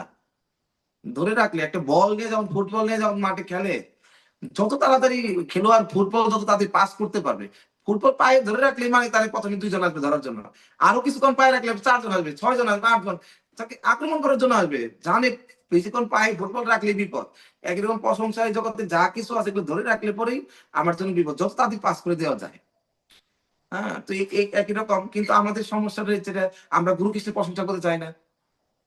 আমি একজনের কাছে রান্না শিখলাম, আমি একজনের কাছে এটা হারমোনিয়াম বাজানো শিখলাম, আমি একজনের কাছে এটা শিখলাম, কিন্তু আমি তার প্রশংসা করবো না। না, অনেক কষ্ট করে আমি এটা ছাড়া এটা করে ফেলেছি, ওইটা ছাড়া আমি রান্না এমনি শিখে ফেলেছি, আমি এটা, এই যে আমি গুরু কৃষ্ণকে ক্রেডিটটা না দেওয়ার যে প্রবণতা, আমার কাজ গুরু কীর্তন করা, গুরু কৃষ্ণের গুণ কীর্তন না করে নিজেই প্রশংসাটা নিয়ে নেওয়া, ঠিক আছে, এইটাই হচ্ছে প্রবণতা, হচ্ছে জগতে বন্ধনের কারণ, সুখ আর দুঃখের কারণ। তো সেই জন্য বিতরাগ ভয় ক্রোধা স্থিতধীর মনে, তার মানে দুঃখের দ্বারাও উদ্বিগ্ন না হওয়া, সহ্য করা, আর সুখেও অতি উৎসাহিত না হওয়া, এটা স্থিত করা। তারপর সর্বত্র অনভিস্নেহ তত্ত্ব তত্ত্ব প্রাপ্য শুভ শুভম, যে জড়জগতে বিষয়তে আসক্তি রহিত। আসক্তি রহিত কে? এই বস্তু প্রাপ্ত হয়ে যদি আসক্তি রহিত কে? জড় বিষয় তো কি ব্রহ্মচারী সন্ন্যাসী কি গৃহস্থ সবাই প্রাপ্ত হবে, কিন্তু আসক্তি রহিত কে? বিষয়ের সাথে আসক্তি যুক্ত, আগুনের সাথে যেরকম তাপ আর আলো যুক্ত, জলের সাথে তার রস মিশে আছে, বিষয়ের সাথে বিষয়ের আসক্তি লেগে আছে, কে আসক্তি মুক্ত হতে পারবে? তার মানে আমাদের কি করা প্রয়োজন, যে ওই বিষয়টা প্রাপ্ত হওয়ার সাথে সাথে ভগবানকে নিবেদন করে দিতে পারবে, ওইটা ভগবান দিয়ে দিতে পারবে, সেই কেবল ওই ওখানে বিষয় আসক্তি মুক্ত হতে পারবে। যদি সে না ধরে রাখে সে, তাহলে পরেই সে ওইটা দ্বারা প্রভাবিত হবে, বিষয় আসক্ত হয়ে যাবে, তার বন্ধন নিশ্চিত। এবং ভগবান তাই বলছে কিভাবে করে তাহলে এগুলোকে আমি আমার ইন্দ্রিয় গুলাকে এগুলাতে দূরে দূরে সরে আনবো। ভগবান এখানে বলছে ইন্দ্রিয় নিগ্রহের কথা, ইন্দ্রিয় সংযমের কথা বলছেন। ঠিক যেরকম কুর্ম, যখন কুর্মকে কেউ কি করে আক্রমণ করতে আসে, যথা কুর্ম অঙ্গানি সর্বস্ব, কুর্মকে যখন আক্রমণ করতে আসে তখন কুর্ম কি করে, কুর্ম নিজেকে এরকম হাত পা গুলো ভিতরে ঢুকে নেয়, তার শক্ত কলসের দ্বারা নিজেকে আবৃত ভিতরে ঢুকে নেয়। একই রকম যারা প্রকৃত ইন্দ্রিয় সংযমী তারাও কি করে, তারাও নিজের ইন্দ্রিয়গুলাকে, যেহেতু ইন্দ্রিয়গুলাই বিষয়ের দিকে ধাবিত হয়ে আমার পতন হবে, তাই ইন্দ্রিয় ভোগের থেকে ইন্দ্রিয়গুলাকে নিয়ে নেয়। তার মানে ভগবান স্থিতপ্রজ্ঞ ব্যক্তি এখানে ইন্দ্রিয় সংযমের কথা বলছে। আমরা ইন্দ্রিয় সংযম না করে কোনোদিন আধ্যাত্মিক পথে উন্নতি করতে পারবো না। এটার প্রথম শর্ত, না ভোগও করবো আবার এটাও চালু। এই যে প্রবণতা, এটা হচ্ছে সহজিয়া প্রবণতা। হরিনামও করবো, ভগবানের সেবা করবো, ভোগও করবো। ভোগের ক্ষেত্রে কম্প্রোমাইজ নাই, এগুলো একটু বাটার লাগে পারে দিব। কিন্তু এই যে ইন্দ্রিয় আমাদের কারো, আমরা কেউই, কি ব্রহ্মচারী কি গৃহস্থ, কেউ আমরা ইন্দ্রিয়কে নিগ্রহ, ইন্দ্রিয় সংযম করতে চাই না। ইন্দ্রিয়কে যে যে গতি সেভাবে চলে থাকুক, প্রয়োজনে মঙ্গল আরতি একটু আগে উঠবো, প্রয়োজনে একটু জব বেশি করবো। কিন্তু ভগবান বলছে যদি আমরা ইন্দ্রিয় সংযম না করতে পারি, তাহলে এই জ্ঞান লাভ হবো না, আমরা এই আধ্যাত্মিক মার্গে স্থির থাকতে পারবো না। পতনটা অবশ্যই, তার পতন নিশ্চিত। তাই এইখানে হ্যাঁ ইন্দ্রিয় সংযমের কথা বলছে। এখন ইন্দ্রিয় সংযম কিভাবে করব? হ্যাঁ, ইন্দ্রিয় সংযম তো বেশিক্ষণ ভালো লাগে না ত্যাগ করতে। তাই ইন্দ্রিয় সংযম কিভাবে করতে, আকর্ষণ কিভাবে থাকবে? ইন্দ্রিয় সংযম উপবাস থাকতে কি ভালো লাগে? অন্য যা কিছু না শুনতে কি ভালো লাগে? তখন বলছে না, দেখো ইন্দ্রিয় সংযম মানে না খেয়ে থাকা, খালি না দেখা না, কি করা, ইন্দ্রিয়ের মধ্যে থেকে কি রসবর্জ্য রস অপ্রিয় পরম দৃষ্টান বর্ততে। ইন্দ্রিয় বর্জন, ইন্দ্রিয় সংযম মানে শুধু ত্যাগ না, ভোগও ইন্দ্রিয়, ভোগ করার মাধ্যমে ইন্দ্রিয় সংযম হয়, কিন্তু সেটা যদি ভগবানকে কেন্দ্রিক কোনো কিছু হয়। যেরকম বিষয়া বিলিবর্তন্তি নিরাহারস্যহীন রসবর্জ্য রস অপস্য পরম দৃষ্টান্ত। ঠিক যেরকম উন্নত সেবার রূপ আনন্দ, ভগবানের সেবাকে সন্তুষ্ট করার রূপ আনন্দ যেটা আত্মাতে অনুভব হয়, সেটা যদি তুমি প্রাপ্ত হও, উন্নত স্বাদ পেলে, তখন নিকৃষ্ট স্বাদ। ঠিক যেরকম রসমালাই স্বাদ খেলে, বাতাসা কদমা এগুলা খাওয়ার প্রতি আমার এমনি তৃষ্ণা আসবে, একই রকম উন্নত স্বাদ যদি পাই, ভগবানের সেবা হচ্ছে উন্নত স্বাদ। এটা স্বাদ যদি একবার পেয়ে যায়, তখন নিকৃষ্ট বস্তুর প্রতি এমনি বিতৃষ্ণা আসবে। শিল প্রভুপাদ এখানে তাৎপর্য বলছেন একজন যমনাচার্যের কথা, রামানুজাচার্য গুরুদেব। যতপতি মম চিত্ত কৃষ্ণ পদারবিন্দে নব নব রস ধামোদ্যতম রন্তমসি ততবত সঙ্গমে, ততবত সঙ্গমে স্মর্যমান ভগবতী মুখবিকার সুষ্ঠু নিশ্চয়। যখন থেকে আমার মন কৃষ্ণ পদারবিন্দে সমাহিত হয়েছে, তখন থেকে নতুন নতুন রস আমি আস্বাদন করছি। আর তখন থেকে এই ততবধি সঙ্গমে বত নারী সঙ্গমে, তখন থেকে নারী সঙ্গমের কথা, এই যৌন সঙ্গের কথা চিন্তা করলে ঘৃণায় মুখ বিকৃত হয়ে থুতু, সুষ্ঠু নিষ্ঠ থুতু পেলে, যখন আমরা এই উচ্চতর স্বাদ পাবো, তখনই কেবল এটার প্রতি বিজ্ঞা আসবে। আর তা না হলে বারবার করে ডাইনে বামে চোখ শুধু মনের ভিতরে অন্তরালে শুধু চলবেই, ওরকম বাঁচতে থাকবে। এই স্বাদটা যতক্ষণ না পাবো আর্টিফিশিয়ালি এটাকে কোনোদিনও করা সম্ভব না। এই উচ্চতর স্বাদ যতক্ষণ না পাবে, তাই উচ্চতর স্বাদের জন্য কি করতে হবে? ইন্দ্রিয়ার থেকব, ইন্দ্রিয় দিয়ে ইন্দ্রিয়ের অধিপতির সেবা, সবসময় ইন্দ্রিয়কে যুক্ত করতে হবে। হ্যাঁ, এতক্ষণ ভগবান ত্যাগের কথা বললেন, ইন্দ্রিয়কে এগুলো থেকে বাদ দিব, নিরস্ত করবো। নিরস্ত করে করবো কি? হ্যাঁ, করে ত্যাগ করলাম, ত্যাগ করে করবো কি? উপবাস মানে খাবো না, তাহলে করবো কি? এখন ভগবান বলছেন উপবাস মানে যেমন না খেয়ে থাকা, আর উপবাস মানে নিকটে বাস, মানে ভগবানের নিকটে অবস্থান করা। মানে এখন কি করতে হবে? নিকটে কিভাবে অবস্থান? তানি সর্বাণী সংযম যুক্ত আসিত মতমর বসেহি যশ ইন্দ্রিয়ায় তস্য প্রজ্ঞা প্রতিষ্ঠিতা। যিনি তার ইন্দ্রিয় সম্মুখে সংযম পূর্বক সম্পূর্ণরূপে বশীভূত করে আমার উত্তম ভক্তি করবে, তার ভোগের থেকে নিরস্ত করে আমার সেবাতে যুক্ত করবে। দুইটা জিনিসই করতে হবে, ইন্দ্রিয় সংযম করতে হবে আর ভগবানের সেবায় যুক্ত, দুইটা একত্রে চলতে হবে। যদি একটা চলে, ভক্তি করবো ইন্দ্রিয় সংযম করবো না, তাতেও লাভ হবে না। এটা সহজে এরা করে, ভক্তি করবে কিন্তু ইন্দ্রিয় সংযম করবে না। আর যারা ত্যাগী যোগী, তারা ইন্দ্রিয় সংযম করবে কিন্তু ভক্তিমূলক সেবা করবে না। এই যোগী আর ভোগী এই জগতে কেউই মুক্তি লাভ করবে না। একমাত্র সেবক বা ভক্তি যোগী, ভক্তই কেবল, যে কিনা ভোগও করবে না, আবার ভগবানের সেবায় যুক্ত থাকবে, সেই কেবল এই জগতের বন্ধন থেকে মুক্ত হতে পারবে। কারণ যদি এই ইন্দ্রিয় একবার যদি এই বিষয়ের প্রতি ধাবিত হয়, ধ্যায়ত বিষয়ান পুংস সঙ্গস্তে সুপজায়তে সংঘাত সঞ্চায়িত কাম কাম উপজায়তে, এই ইন্দ্রিয় গুলা চক্ষু কর্ণাসিক একটাও যদি ইন্দ্রিয়ের বিষয়কে দেখে, তাহলে কি হয়? আসক্তি জন্মায়। আসক্তি থেকে কি হয়? কাম উৎপন্ন হয়। কাম, আমি তো চাই, যখনই দেখলাম ওটা আমি চাই। আর যদি না পাই, তখন ক্রোধ উৎপন্ন হবে। ক্রোধ মানে কি? কামের আরো আরো আরো কামের তীব্র তীব্র রূপ হচ্ছে ক্রোধ। আর ক্রোধ যখন, তখন আমার কি? সম্মোহ আসবে, মোহ, আমি চাই। ক্রোধেরও আরো গভীর রূপ হচ্ছে সম্মোহ। সম্মোহ থেকে মোহ, আমি তো চাই, আমার চাই। তার জন্য স্মৃতি বিভ্রম, কি ভালো কি মন্দ এটার শ্রুতি ভুলে যাবে, তখন বুদ্ধি নাশ হয়ে যাবে। আর বুদ্ধি নাশ হওয়ার কারণে তার বিনাশ প্রাপ্ত হবে। তাই এই একটু বাসনার কারণে কিন্তু বিনাশের কারণ, এটা আমরা দেখতে পারি। একটু বাসনার কারণে এটা আমার পতন শেষ করবে। যদিও শুরুটা হচ্ছে একটু একটু ছোট্ট একটা ছিদ্র দিয়ে, একটু ছিঁড়ে গেছে, কিন্তু কিন্তু পরিণামটা কিন্তু ভয়ঙ্কর। তাই ছোট্ট ক্ষুদ্র স্টার্টিংটা, শুরুতে ক্ষুদ্র দেখে এটা ক্ষুদ্র, এর পরিণামটা আগে দর্শন করতে হবে বুদ্ধির মাধ্যমে। এই ক্ষুদ্র ভোগ আমার কি বিশাল ভোগান্তির কারণ হবে। আমরা সকলেই জানি সৌবরী ঋষির কথা, যিনি ধ্যান করার জন্য জলের নিচে চলে গিয়েছিলেন, যাতে করে জলের নিচে, যাতে করে তাকে কেউ কোনো ধ্যান ভঙ্গ না করতে পারে। জলের নিচে মাছে মাছে মৈথুন, এক মাছ আরেক মাছকে দর্শন দেখার মাধ্যমে মৈথুন, ওটা দেখে তার কাম বাসনা জাগ্রত হলো। ওইখান থেকে মানদাতার কাছে চলে গেলেন। মহারাজ মানদাতার কাছে গিয়ে বলছেন, আমি আপনার কন্যাকে বিয়ে করতে চাই। জলের উঠে থেকে গায়ের মধ্যে শ্যাওলা টেওলা নোংরা কত জটালো, এটা দেখে তো বলছে একে আমার মেয়ের সাথে বিয়ে দেবো, নাও তো করা যাবে না। যে যোগী ঋষি বলছে ঠিক আছে, সমস্যা নাই, আমার 50টা মেয়ে আছে, যে আপনাকে পছন্দ করে তার সাথে আপনার বিয়ে হবে। আর মান্দাতা জানে যে কেউ তো একে পছন্দ করবে না, বিয়ে আর হবে না।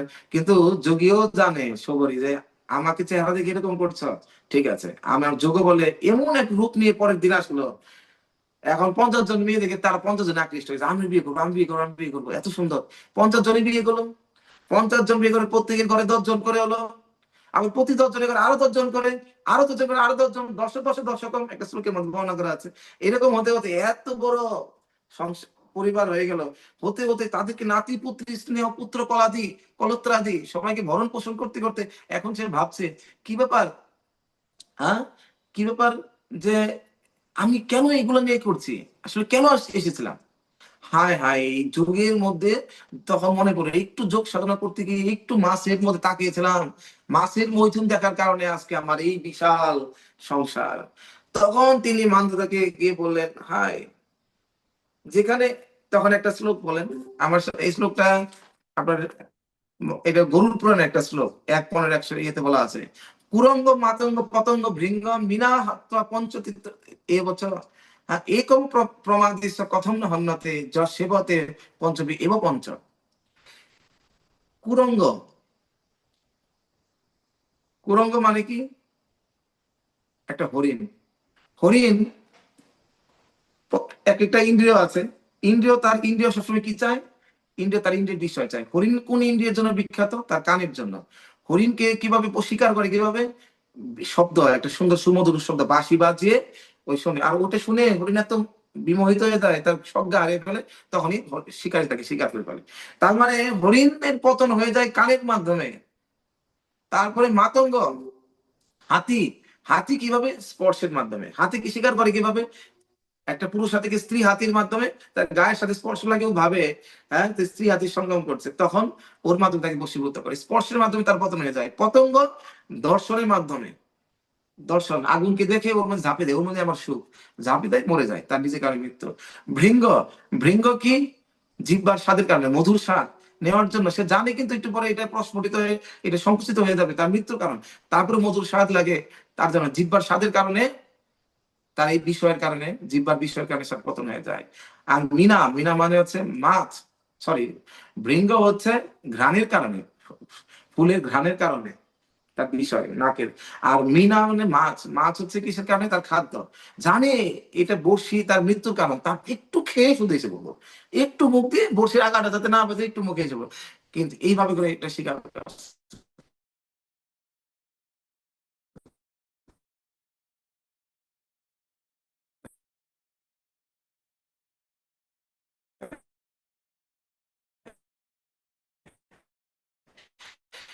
তো এক একটা জগতের এক এক হ্যাঁ, কোনোভাবেও কোনোভাবেও যাতে করে আপনারা এর প্রতি আকৃষ্ট, একটা বিষয়ের প্রতি এতখানি সতর্ক হচ্ছে, আমার জীবনে কাহিনী থেকে আপনার সতর্ক হন, এরকম করে বলছেন। তাই আমরা যাতে করে একটু ভক্ত করি নেই,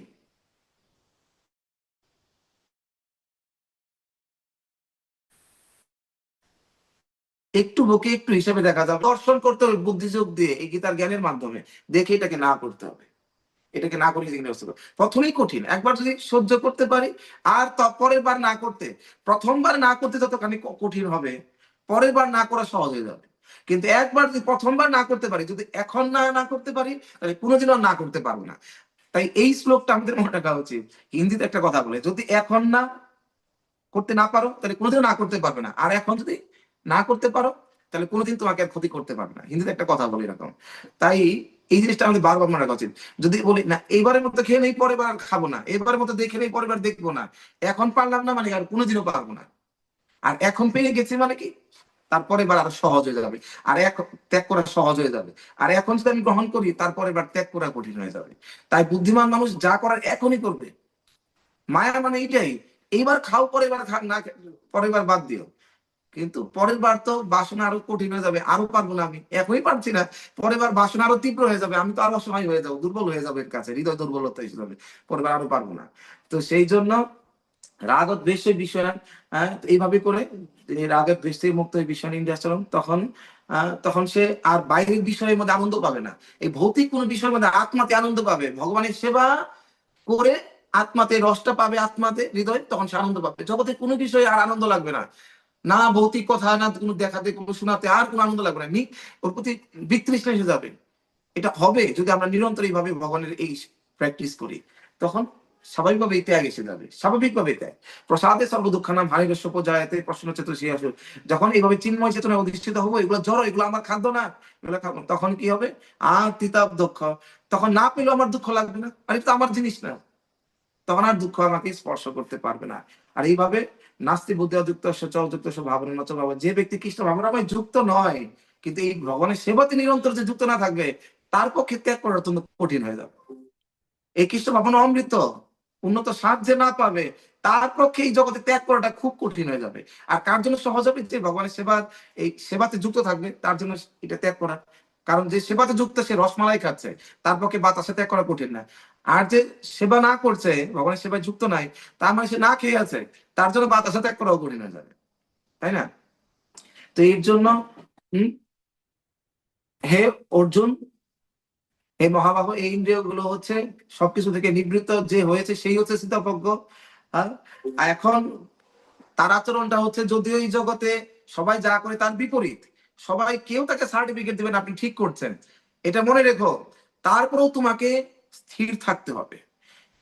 এই যে গীতার জ্ঞান, এটা এই অনুসারে যখন আচরণ করবো, না সংসার থেকে কেউ সাপোর্ট দেবে, না সমাজ থেকে কেউ সাপোর্ট দেবে, পাগল হয়ে গেছে, কি করে, কি বলে, কি করে, কিভাবে চলে, এগুলা কেউ সার্টিফিকেট দিবে না। কিন্তু ভগবান এই 69 নম্বর শ্লোকে একটা সার্টিফিকেট দিয়ে দিচ্ছেন, এইটাকে নিয়ে তোমাকে চলতে হবে। সবাই কিন্তু জগতে বিভ্রান্ত করবে, কিসের এত আগে ঘুমাইতে করে, কিসের এত হরিনাম করে, কিসের এত গ্রন্থ পড়ে, কিসের এত প্রচার করে, সংসারের কাজ বাজ নাই, এইগুলা ওই না হ্যান ত্যান তমুক তমুক, অনেক কিছু বলবে, কিন্তু স্থিতপ্রজ্ঞ তার বুদ্ধিকে স্থির রাখবে।